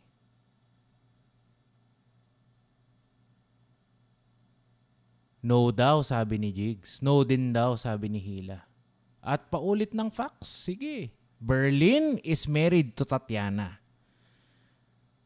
Siya ang may red hair na walang kahilig-hilig sa mga jacket kung manamit. Siya unang pinakasalan ni Berlin. Later on, Berlin later marries Shera. Siya ang may red hair din na pak ang kilay. Dahil sa nalaman ni Shera na merong prior marriage si Berlin, that he was previously married to Tatiana. Kaso gustong unahan ni Berlin eh. He files an action for the declaration of nullity of his first marriage. Finailan niya laban kay Tatiana. Pero hindi nakuha sa ganong mga panunuyo si Shera. Galit pa rin siya. Alicia Shera files a criminal case for bigamy against Berlin. Do we have a prejudicial question? Yes, no, maybe. Yes, no, maybe. Yes, no, maybe. Oh, Cristel, you have changed your answer.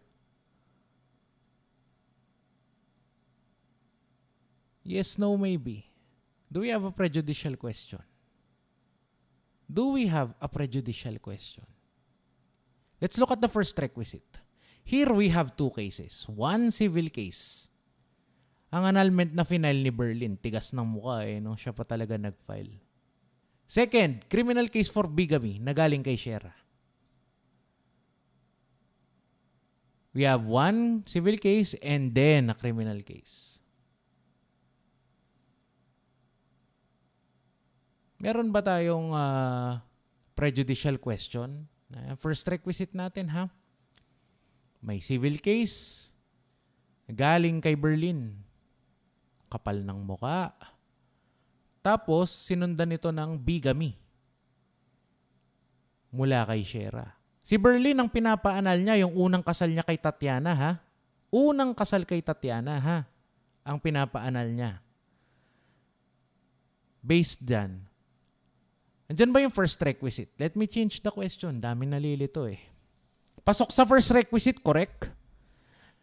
Yan muna ang tatanong natin. Pasok ba sa first requisite? Yes. Yes na ang sagot. Di na ako magtatanong yes tayo. How about the second requisite? Is there an issue? A question of fact, the resolution of which will determine whether or not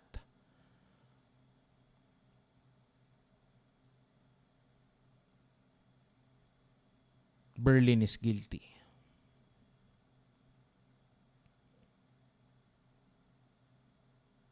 Do we have a question of fact that is so intimately related? Pumasok ba siya sa second requisite? Do we have a question of fact?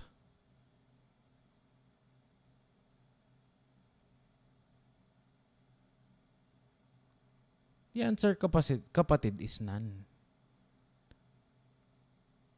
Wala tayong question of fact. The answer, in short, is walang PJQ kapag ang attack papunta dun sa first marriage.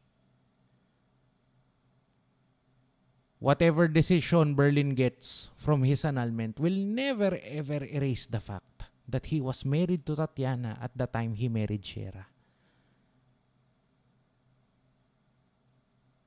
That still makes him liable for bigamy.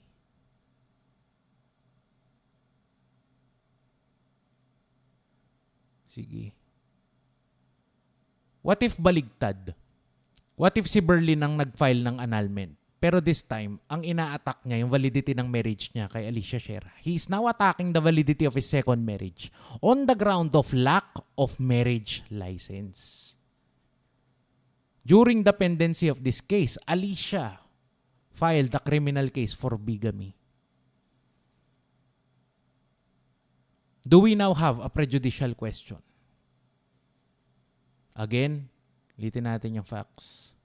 Si Berlin this time ang nag-file ng annulment. Siya pa rin. Pero the attack is now against his marriage against Alicia Shera on the basis of lack of marriage license. During the pendency of this case, Alicia Shera filed a criminal case for bigamy. Do we now have a prejudicial question? Yes, no, maybe. Yes, no, maybe. Okay, reminder lang ha. Remember kapatid, at the very core, prejudicial questions operate as prerequisites. Di ka makaka-enroll ng criminal law 2 kung hindi ka papasa ng crim 1. Let's now analyze the problem. Do we have a prejudicial question here? Yes, no, maybe.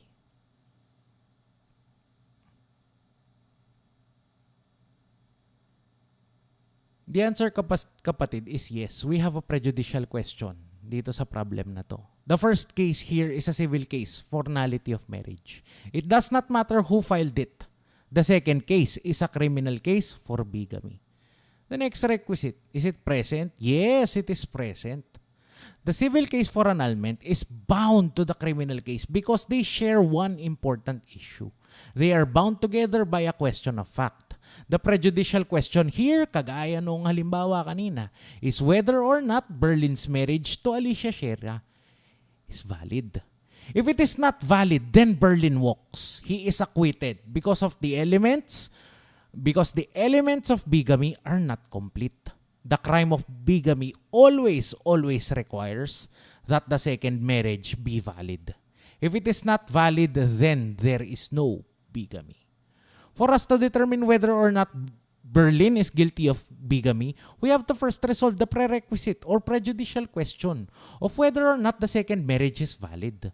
Therefore, the criminal case of Alicia has to be suspended while we resolve the first question. I hope I'm still making sense. I hope may kausap pa ako to one, some, or sana all of you.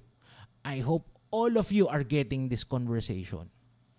If you can understand, please type sense in the chat box. If I'm still making sense, please type sense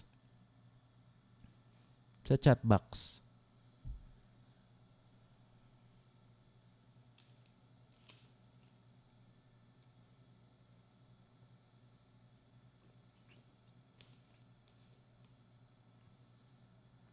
Si Hila talaga ang hinihintay ko na magsabi na this is still making sense.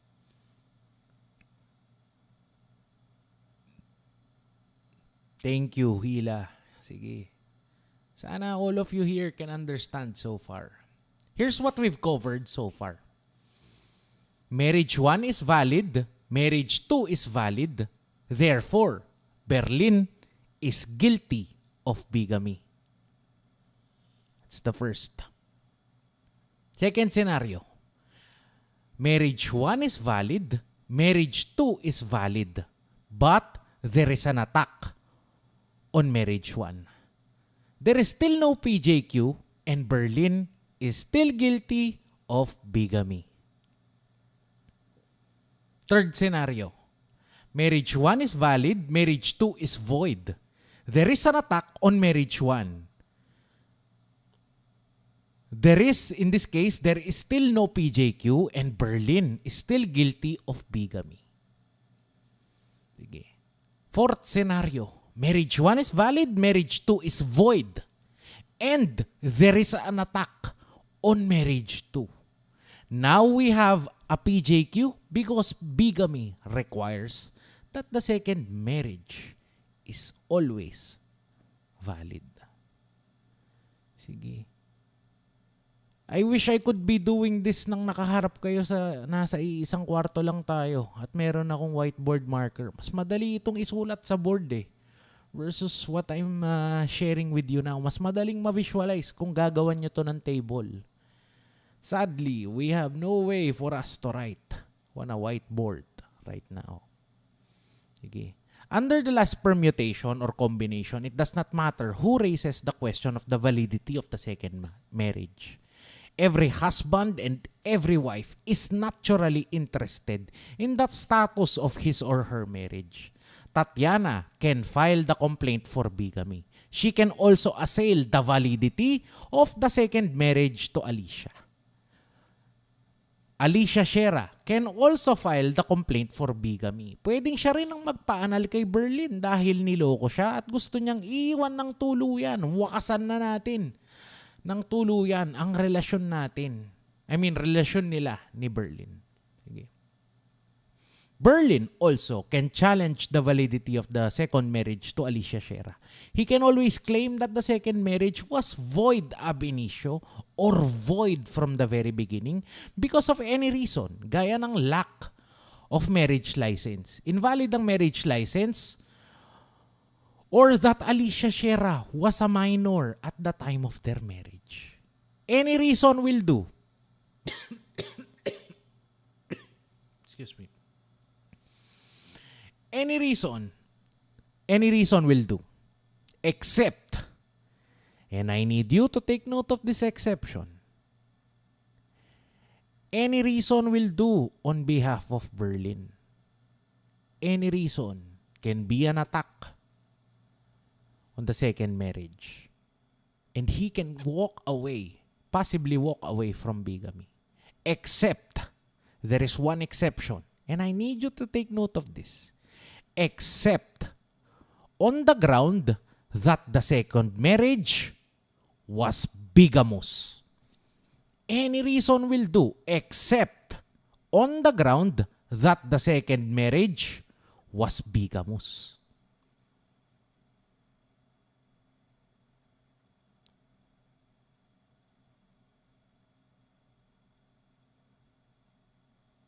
Why? Bakit tayo may exception na ganito? Bakit tayo may ganitong exception? Bakit pwede niyang erase kahit na anong defense except or pwede niyang i-challenge yung validity ng second marriage?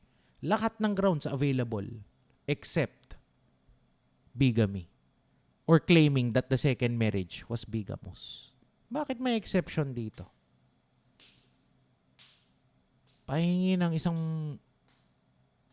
kahit anong sagot. Sagot lang.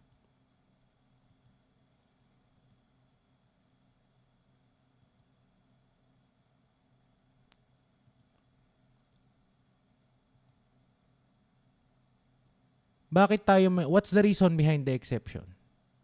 Come on. You guys can do this. Why do we have this exception? Why? Why? Yung ibigay yung sagot. Admitted guilt? Pwede. Pero parang hindi.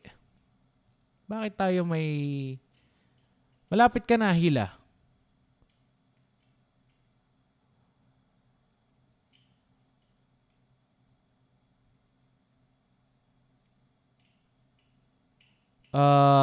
Seduction or deception? Not really.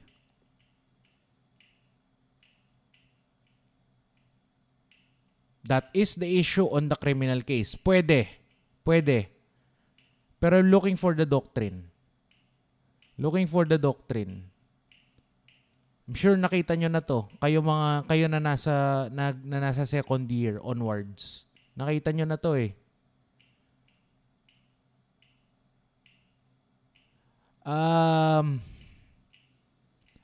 Sige, Jane Holly Garcia. Hello, kapatid. Malapit na rin to. Malapit na.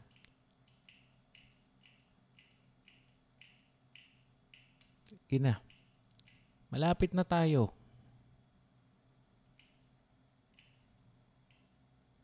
Malapit na. I don't want to give the answer lang eh.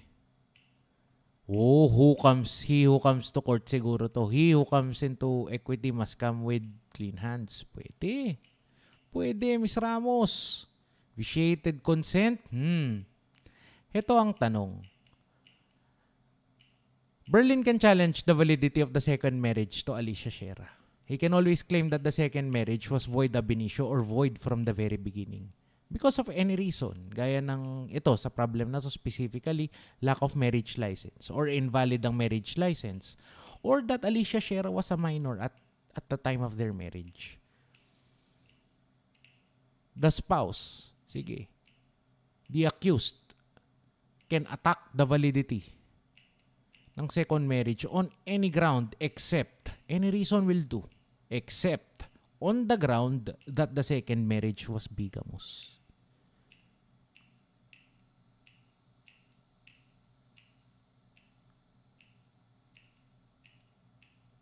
Bakit nahihiwalay itong second marriage? Hala, dito pa pala tayo magtatagal. Hala ko eh, okay na tayo, mga kapatid. I thought you were doing great. I don't want to give the answer ng ganun na lang. Niniwala ako na you have it in you. Come on. Bakit hindi niya pwedeng i-attack on the basis lang ng ng bigamy? Ba't hindi niya pwedeng i-challenge? Case to. Oo. Oo, case to.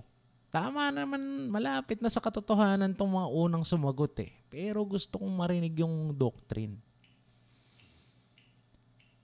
Si accused sa case ng bigamy can challenge the validity of the second marriage. Yun kasi usual na atake dyan eh. Wala eh, kahiyaan na, nahuli ka na dalawang yung asawa. Kahiyaan na. Ang laban mo na lang is to challenge the validity of the second marriage. Now, in order to challenge the validity of the second marriage, you can attack it on any ground. Minority, lack of marriage license, invalid yung marriage license. Okay. Pero there is one ground you can never ever use. And that is bigamy.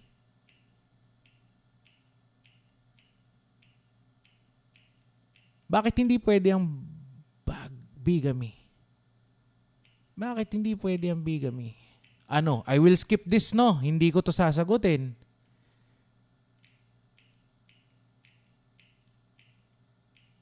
Kasi bigamy is committed by the accused. Malapit na. Doctrine of clean hands. Muslim, with all due respect, syempre, they're excluded from this convo.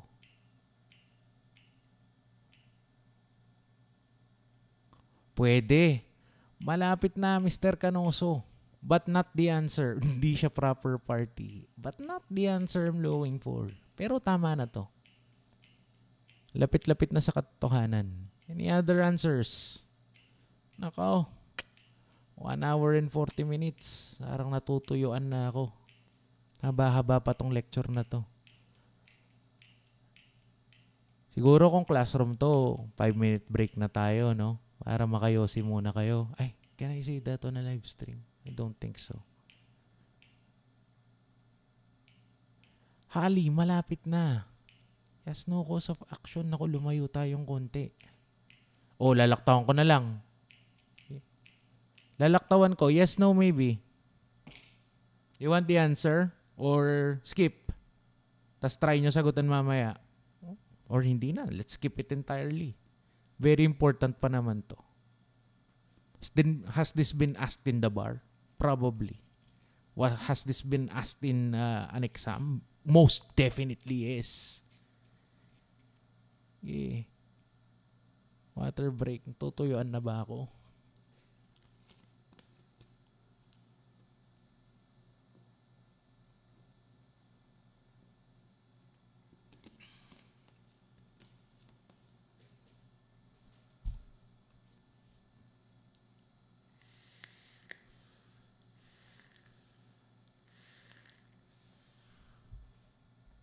Siyempre kapatid, I will not leave you hanging in the air. Kung iniwan kita sa air, parang wala na akong iniwan sa yung mga professors sa law school. Where they ask a very difficult question, tapos they leave you hanging, tapos sasabihin, could be asked in the midterms. Pero hindi kita papabayaan, kapatid. Kaya mahal na mahal kita. Any reason will do except the ground of bigamy. Here's why. Meds mamaya. Kasi if I take my meds now, 10 minutes nyo na lang ako makakausap. And we have a few more pages to go sa aking outline. Sige. Berlin cannot file an action for the annulment of his marriage on the basis of bigamy. Hindi siya pwedeng magtungo sa RTC at sabihin niya, Your Honor, pwede po bang pakianal natin itong kasal ko? Kasi kakasuhan ako ng bigamy. Hindi siya pwedeng pumunta sa RTC at sabihin na pakianal po itong second marriage ko. Kasi may nauna po akong kasal. Salamat na lang po sa lahat-lahat. In several cases, the Supreme Court has said that the accused in the criminal case of bigamy cannot simply escape liability by merely pointing out that he cannot be convicted because his second marriage is void solely on the basis of bigamy. The accused cannot have his cake and eat it too.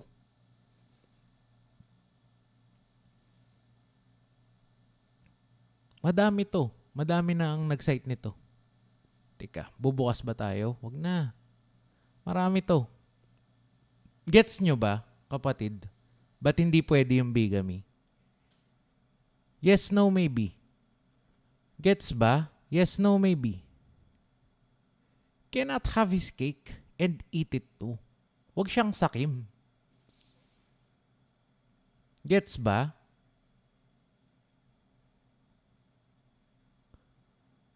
Gets ba? Naku, walang sumasagot. Yes, si Hila. Lagi kong hinihintay kung mag-yes.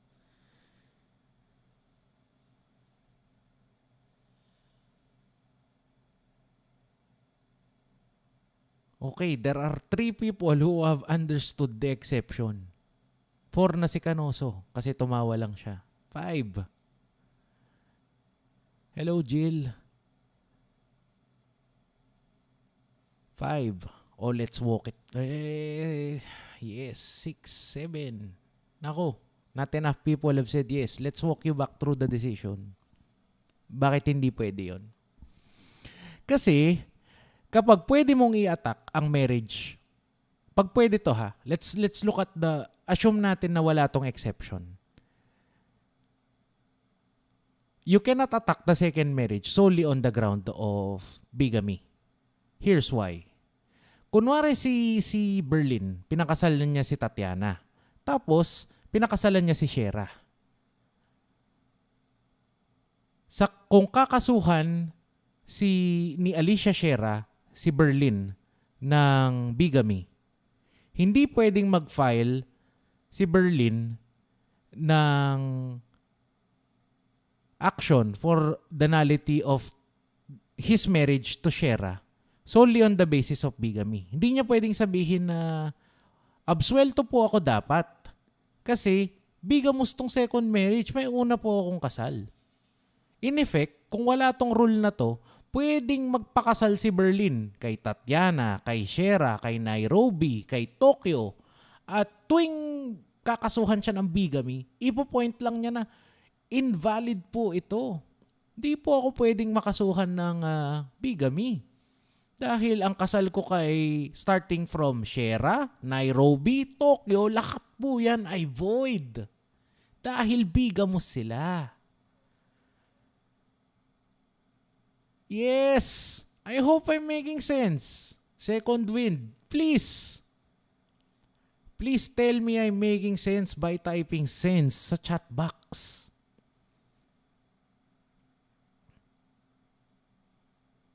Yes, Kanoso, gamitin to. Gamitin to. So, I hope I'm making sense.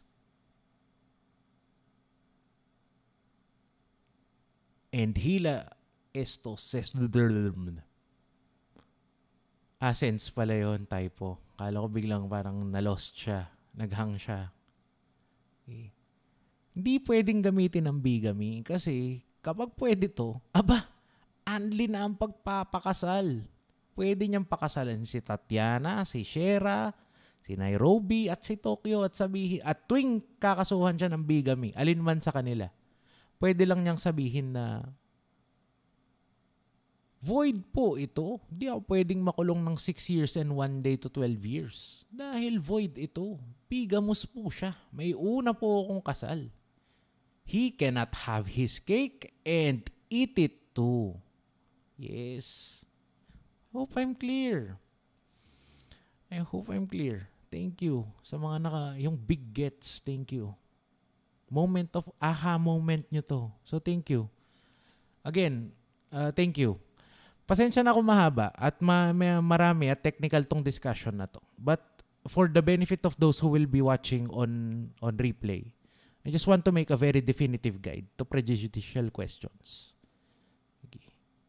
Let's look at other ways kung saan tayo binibitag ng ating mga professors into giving them the wrong answers. Okay. My first tip, kapatid, is to look at the nature of both cases. Pag pumasok sa civil case plus criminal case at nauna ang civil case, kapag meron kang civil case plus criminal case,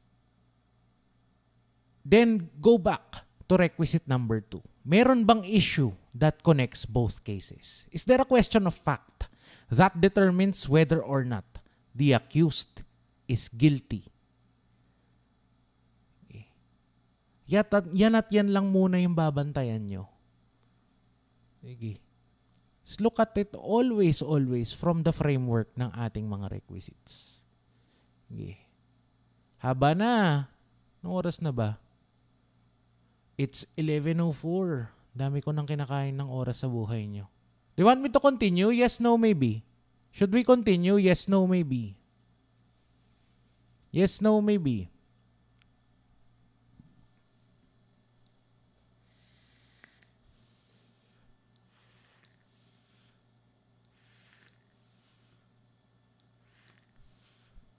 Sige, kahit isang pirasong yes lang ang marinig ko, itutuloy ko to.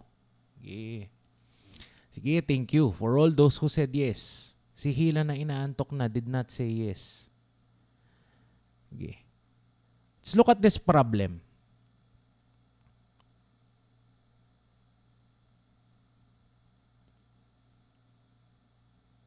Let's look at this problem. Berlin and Tatiana were married on the set of Money Heist. Their wedding was shot with a few extras, most of whom played the role of monks and priests. Alam ko si Neymar na pa-extra pa dito eh. Their wedding was shot with a few extras. 1 or 2 of them officiated the wedding. They had a good reception. Mukhang masarap ang pagkain. Props sa art director nila.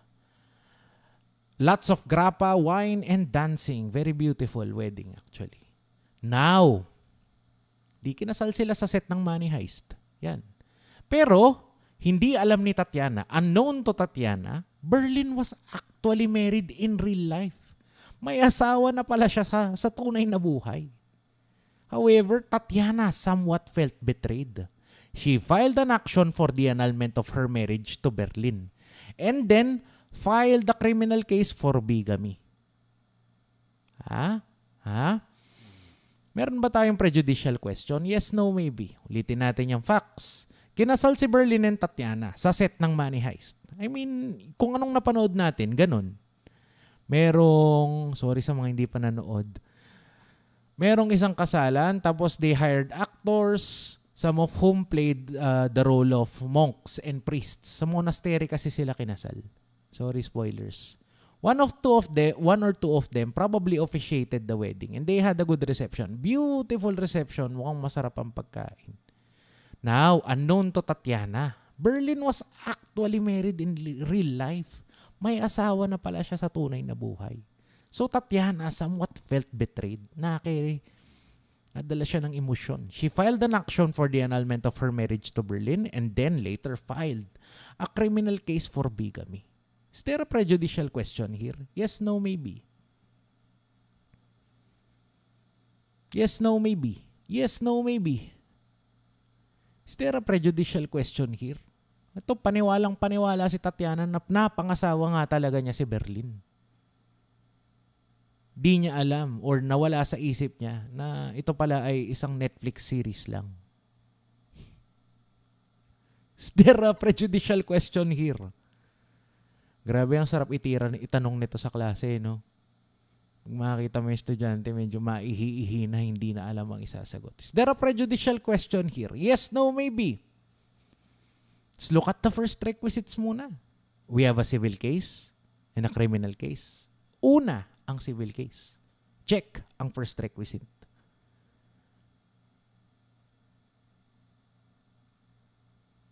Second requisite, are they bound by a question of fact? Kung saan natin malalaman kung guilty or not guilty si Berlin? Yes, meron. The prejudicial question here is the validity of the second marriage. In this problem, there is no bigamy because the second marriage between Berlin and Tatiana was absolutely simulated. There was no intention, at least on the part of Berlin, to actually marry Tatiana. Then kabusas, meron tayong civil case. Yung moment of betrayal ni Tatiana, she filed an action for nullity. And then later, dahil nanggigigil pa siya for bigamy. There is a prejudicial question here kasi nag-shoot siya sa first requisite and nag-shoot siya sa second requisite. There is a question of fact whether or not ang shoot nila sa money heist na wedding is actually a valid and binding wedding.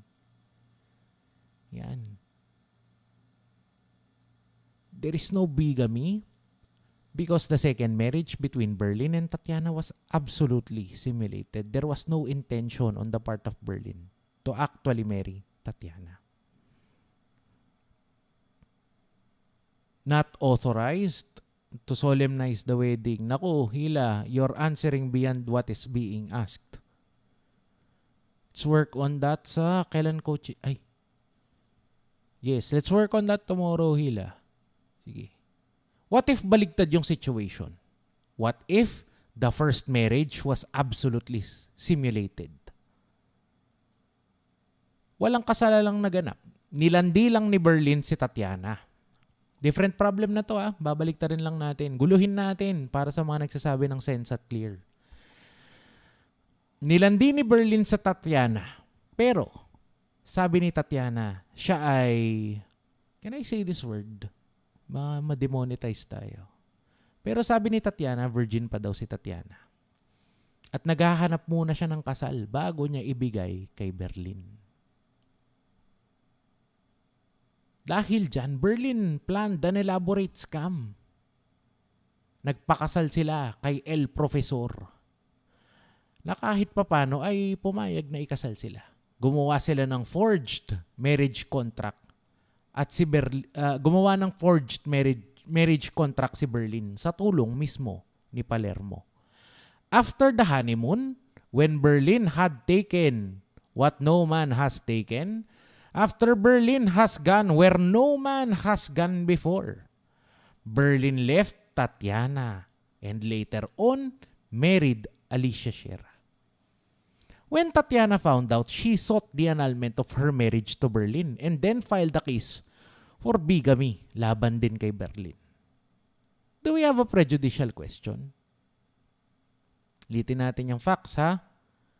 Nilandi ni Berlin si Tatiana, pero nag-i-insist si Tatiana na bago ibigay ni Tatiana ang hinahabol ni Berlin, ay pakasalan siya muna. So Berlin then planned an elaborate scam. Nagpakasal sila kay El Profesor na who reluctantly agreed. Gumawa sila ng forged marriage contract sa tulong ni Palermo. And then, they consummated the marriage. Berlin has taken what no man has taken. Berlin has gone where no man has gone before. Iniwan ni Berlin si Tatiana and then later on married Sierra. When Tatiana found out, she filed 2 cases. Una, yung annulment kay Berlin. Second, criminal case for bigamy. Do we have a prejudicial question? Yes, no, maybe. Yes, no, maybe. Do we have a prejudicial question? Yes, no, maybe.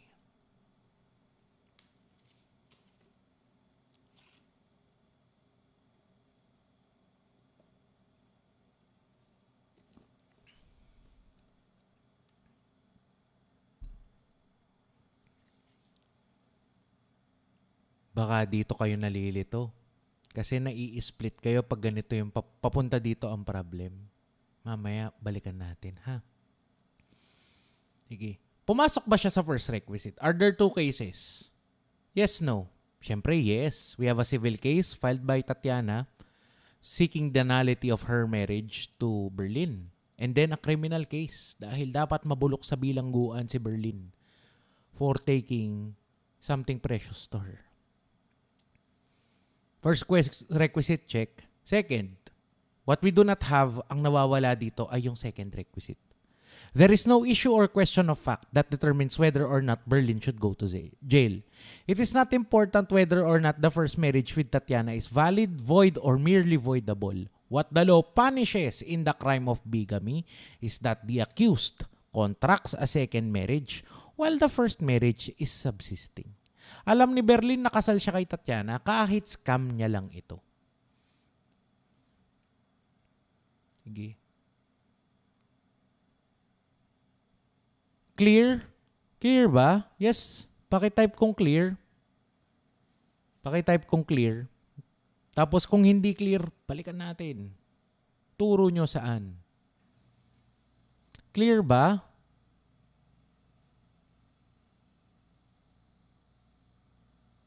This problem, medyo mas complicated lang siya, is similar to that situation where marriage 1, where you have marriage 1 and marriage 2. And now you have an attack on marriage 1.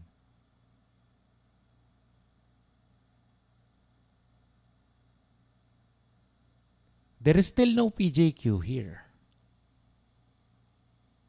Kasi walang intimate yung second. Sige. Clear. It is clear for 1, 2 people. Where are you confused? 3. Thank you, Teresa.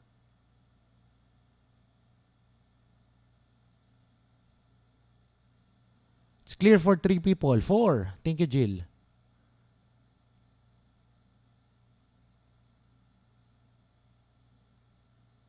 Kung susumahin natin, I'm not gonna say this is the definitive rule.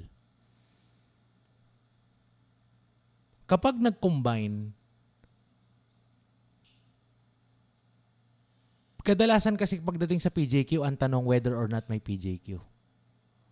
To answer that question, always try to filter the problem through the requisites, through the lens of the requisites. Una, meron bang civil followed by a criminal case? Second, meron bang intimate issue? Meron bang question of fact? Pangatlo, yung question of fact na yan, will it determine the guilt or the innocence of the accused? Sige. O yan.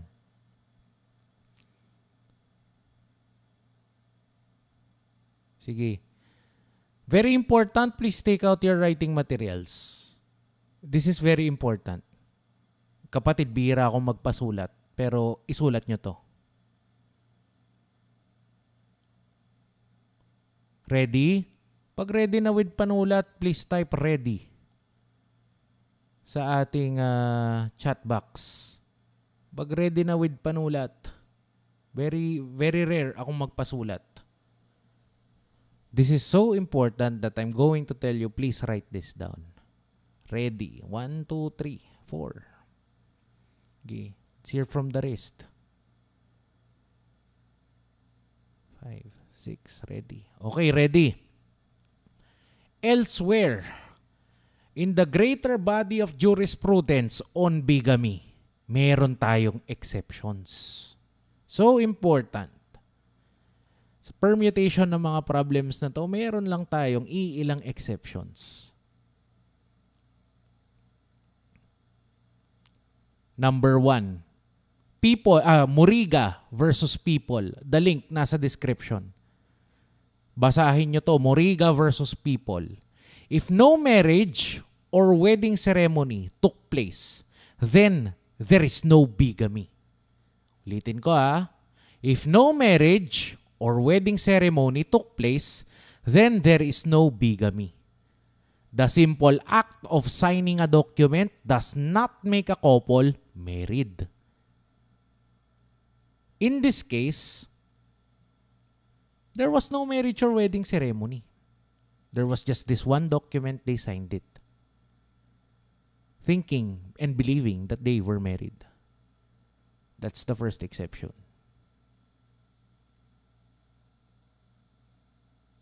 Muriga versus People.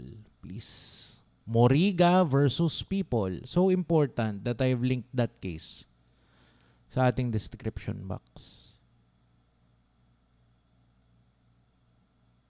Sige. Exception number 2. If the identity of one of the parties is stolen and used by another person to contract a marriage, the person whose identity is stolen is not liable for bigamy. This was what happened in Republic versus Olaybar. Ulit, Republic versus Olaybar. Actually sounds like the beauty product. Olay, and then followed by bar. Pero one word. Olaybar. Pero in class, remember us saying Olaybar. If the identity of one of the parties is stolen and used by another person to contract a marriage, the person whose identity is stolen is not liable for bigamy. Republic versus Olaybar. Yes. Correct, Mr. Canoso. Correct. Kahit magpakasal siya, na-receive kasi niya yung senomar niya, Certificate of No Marriage, where the NSO, now the PSA, identified na meron siyang valid subsisting marriage.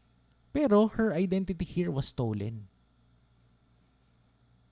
Kung siya ay nagpakasal muli, is that bigamy?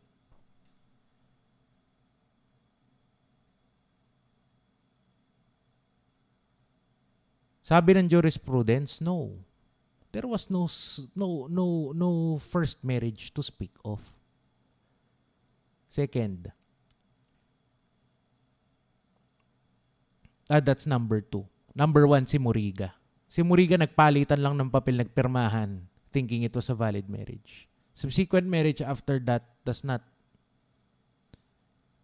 not the contracting of a subsequent marriage after that does not mean the person is liable for bigamy. Okay. Uy, water na naman. Ba tayo? Pupurga sa tubig.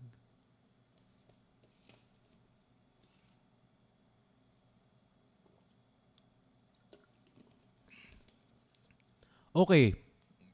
Yung unang dalawa, ang may basis. Moriga versus People, Republic versus Olaybar.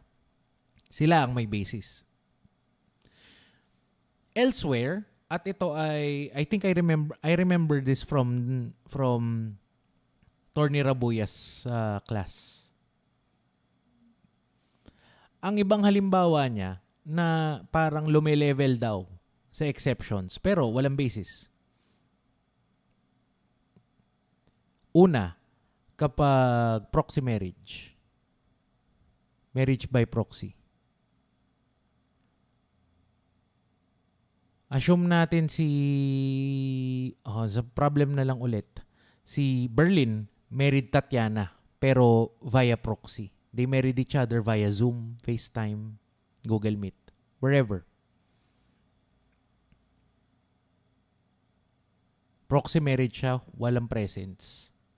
Tapos nangyari siya dito sa Pilipinas. One of them was in Tacloban, the other is in Mandaluyong. Yes, I use those those places. Okay. Karoon ng proxy marriage between Berlin and Tatiana. Berlin later on married Alicia Shera. Walang bigamy. Yan ang halimbawa niya. The basis, kasi parang katulad lang ng mga to. There was, strictly speaking, no marriage to speak of. Sige. Another, that's number 3 ha. Number 4, kung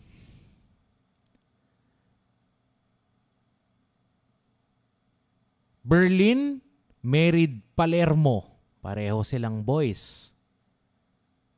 Married Palermo in New York City. Pareha silang Pinoy. Umuwi si Berlin, pinakasalan niya si Tatiana.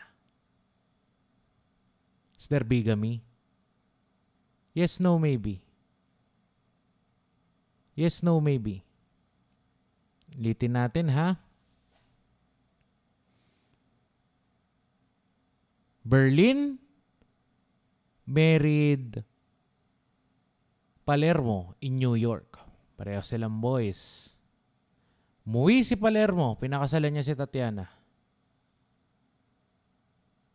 Is there bigamy? Yes, no, maybe. Yes.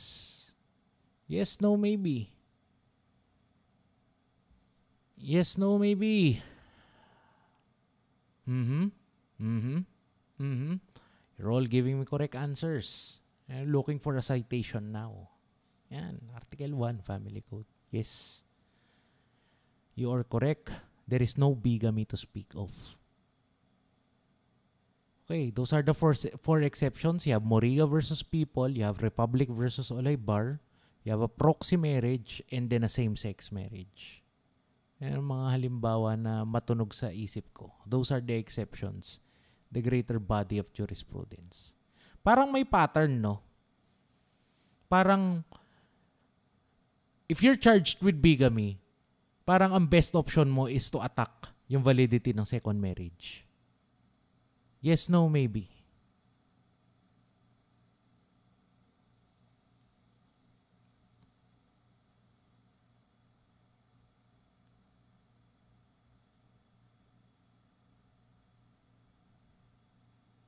Parang may pattern, no? Always attack yung second marriage. Not saying na that's the only instance where we have a PJQ. Pero parang the more prudent option is to always attack second marriage. Sige. Let's move on from the crime of bigamy and nullity of marriage For all other problems, please take note of this. For all other problems, always look at the problem from the lens or filter of the requisites. Check muna natin kapatid kung may isang civil case at may isang criminal case. Second, check natin. This applies for those who are taking criminal procedure ha.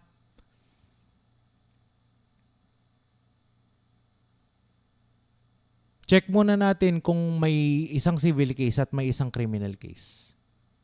Kung check doon, let's move on to the second question. Second requisite. Check natin kung may question of fact that connects both cases. If meron pa rin, then look at the third requisite. Check natin yung question of fact na yon. Can it determine the guilt or innocence of the accused? Okay.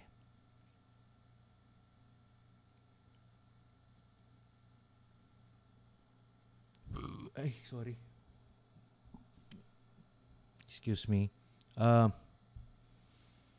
That concludes the lecture tonight. Lesson tonight.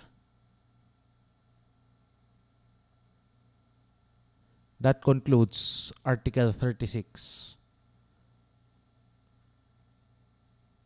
Lesson number 29. If you have any questions, now would be a good time to ask them. Before I make a few more announcements. Sige. Time to ask your questions, mga kapatid. Tira lang.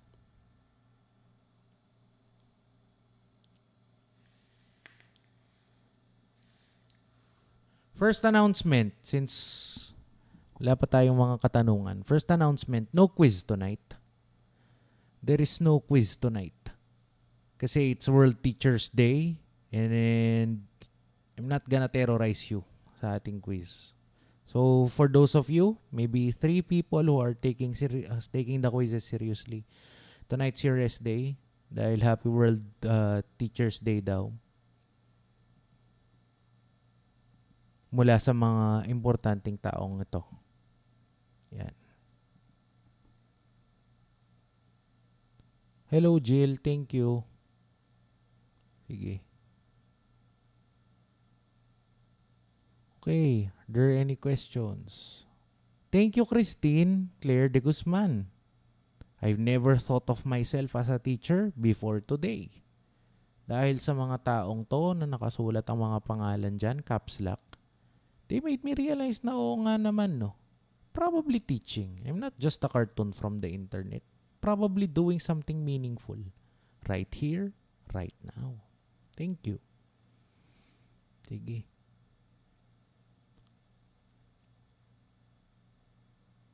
Thank you rin, Jigs, for being here. Oh, are there no questions? Ito na pinaka-technical na part ng persons. Kasi we're moving on to the next chapter na. Thank you, Hila. See you sa coaching bukas. Ito, very proud ako kay Hila. Probably, kung may bibigyan ako ng most improved player award, magdating sa coaching, si Hila. Parang honestly masasabi ko, mula nung first session namin, kung saan aligaga siya sa pinasok niya sa law school, kahit pa paano, mas kalmado na siya ngayon. Sige. Proud of you, Hila. Review classes for those who want to take the bar. No, what we have for baristas is one-on-one coaching. I'm gonna post the link. One-on-one coaching. So one-on-one coaching, pwede mong i-open lahat ng mga gusto mong matutunan. The coaching program actually started with refreshers and retakers na naghakot ng mga barkada nila. That's how the program started. It's one of our advocacies to help people have finished law school take the bar. What we usually cover, how to answer, how to write better. Tapos, this year and last year, we opened up to graduates ng mock classes. They are those we are now helping with a broader range of lessons, topics on how to recite, how to digest cases, building a study schedule, which is super important pala. Hindi ko na-realize na ganun siya ka-importante. Na pag meron kang matinong schedule, parang mas balansyado na yung buhay mo. Wala na yung mga anli-aral. Kasi nadidisiplina ka na mag-aral lang sa ganitong oras. Sige. Sheila Lynn Rivera, Tim Dultra, Hila, and Miss Oligario. They're quickly emerging as the best coaches this year. Sila rin ang nagsabi ng Happy Teacher's Day na ikinagulat ko talaga. Yan. If you are a bar taker and you want to get some coaching, ito yung link. Posted it before. Posting it again para sa mga interesado. Okay. Yan. Please note that I don't do schedules. The team does that for me. Pero once booked, yan.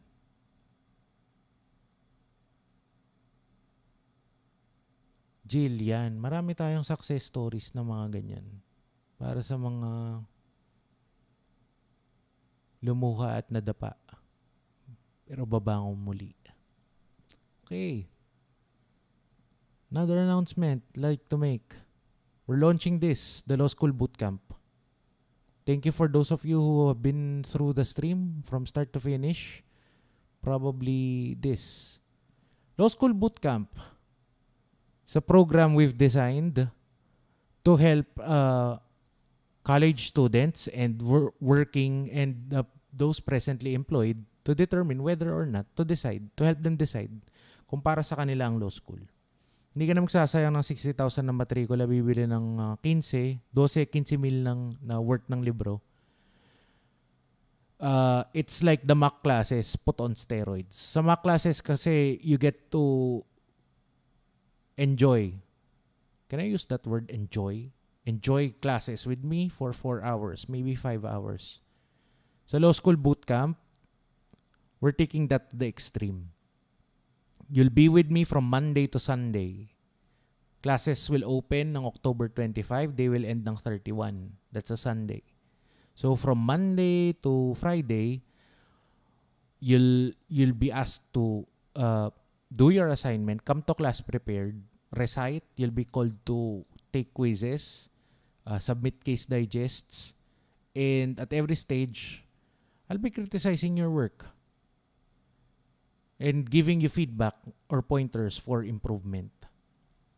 On Saturdays and Sundays, the classes will meet from 1 p.m. onwards. Yan, the Law School Bootcamp. Enjoy the trauma before it is actually the trauma. Thank you, Ms. Mengulio. Actually, the goal of this is to help you skip the next 6. Yung kasi unang pasok mo sa law school, yung 6 weeks, puro adjustment lang yan. Vaccine na ba ang bootcamp? Pwede. Para hindi ka na natataranta. Para pagpasok mo ng law school, ready ka na. That is if you feel that law school is for you. Law School Bootcamp, posted the link para sa mga interesadong sumali. It's also in the description box for those of you watching on replay. Okay. Sige. Shameless self-promotion no? Surprisingly, wala kayong tanong sa PJQ. I'm gonna take that as one. The discussion has been comprehensive enough. And you learned one or two new things tonight. For those of you who are still in the call, ba't ako call ng call? It's a stream. For those of you still in the stream, can I pray for you? Yes, no, maybe. Yes, no, maybe. Can I pray for you?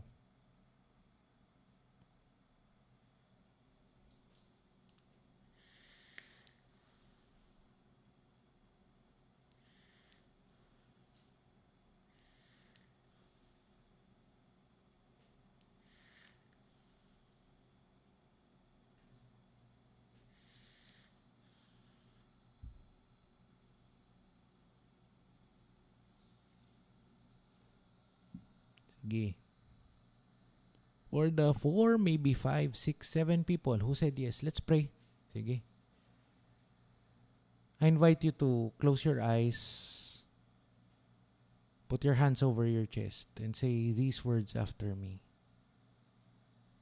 We thank you, Father, for this evening, for the time well spent, for the last 2 hours and 20 minutes where we stayed together and learned about Article 36 of the Civil Code. This is probably one of the most difficult topics in persons, and this is one of the harshest lessons I've learned in law school.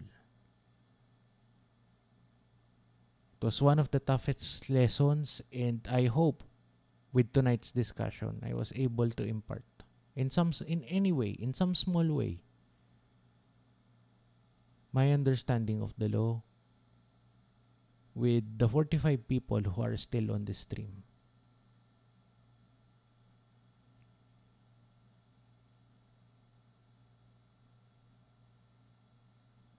I pray, God, that you keep them, all of them, the 44 people who are still on the stream.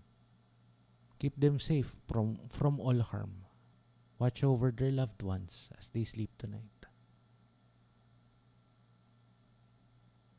I pray that you reach into their hearts and move them from grace to grace, just as you have moved me from grace to grace many, many years ago. Help them understand that you are with them in every step of their law school journey. For those of them who are not yet in law school but wanting to learn about the law. For those of them who are now in law school and struggling to understand the law. In a special way, stretch out my hands over each and every one of them who will take their exams this week, next week, in the weeks and months ahead. Bless them, Father, that the time spent here will bear fruit in your own perfect time. Reach into their hearts, O God. Remind them always that their faith is greater than every doubt, every fear, every negative thought, every fear of failure, O God. Cast it away. Move them always from grace to grace, so that in everything and in every day, they will see you working in their lives. That in every teaching moment, every learning moment, and every moment of divine providence, you are there with them. This we ask in the mighty name of Jesus, we pray. In the mighty name of Jesus, we pray. Amen and amen. Salamat, kapatid. At kahit papano na itawid natin itong super hirap na topic na to. Salamat nandito ka sa ending ng ating live stream. Okay. Thank you so much for joining me tonight. See you all on next episode Friday.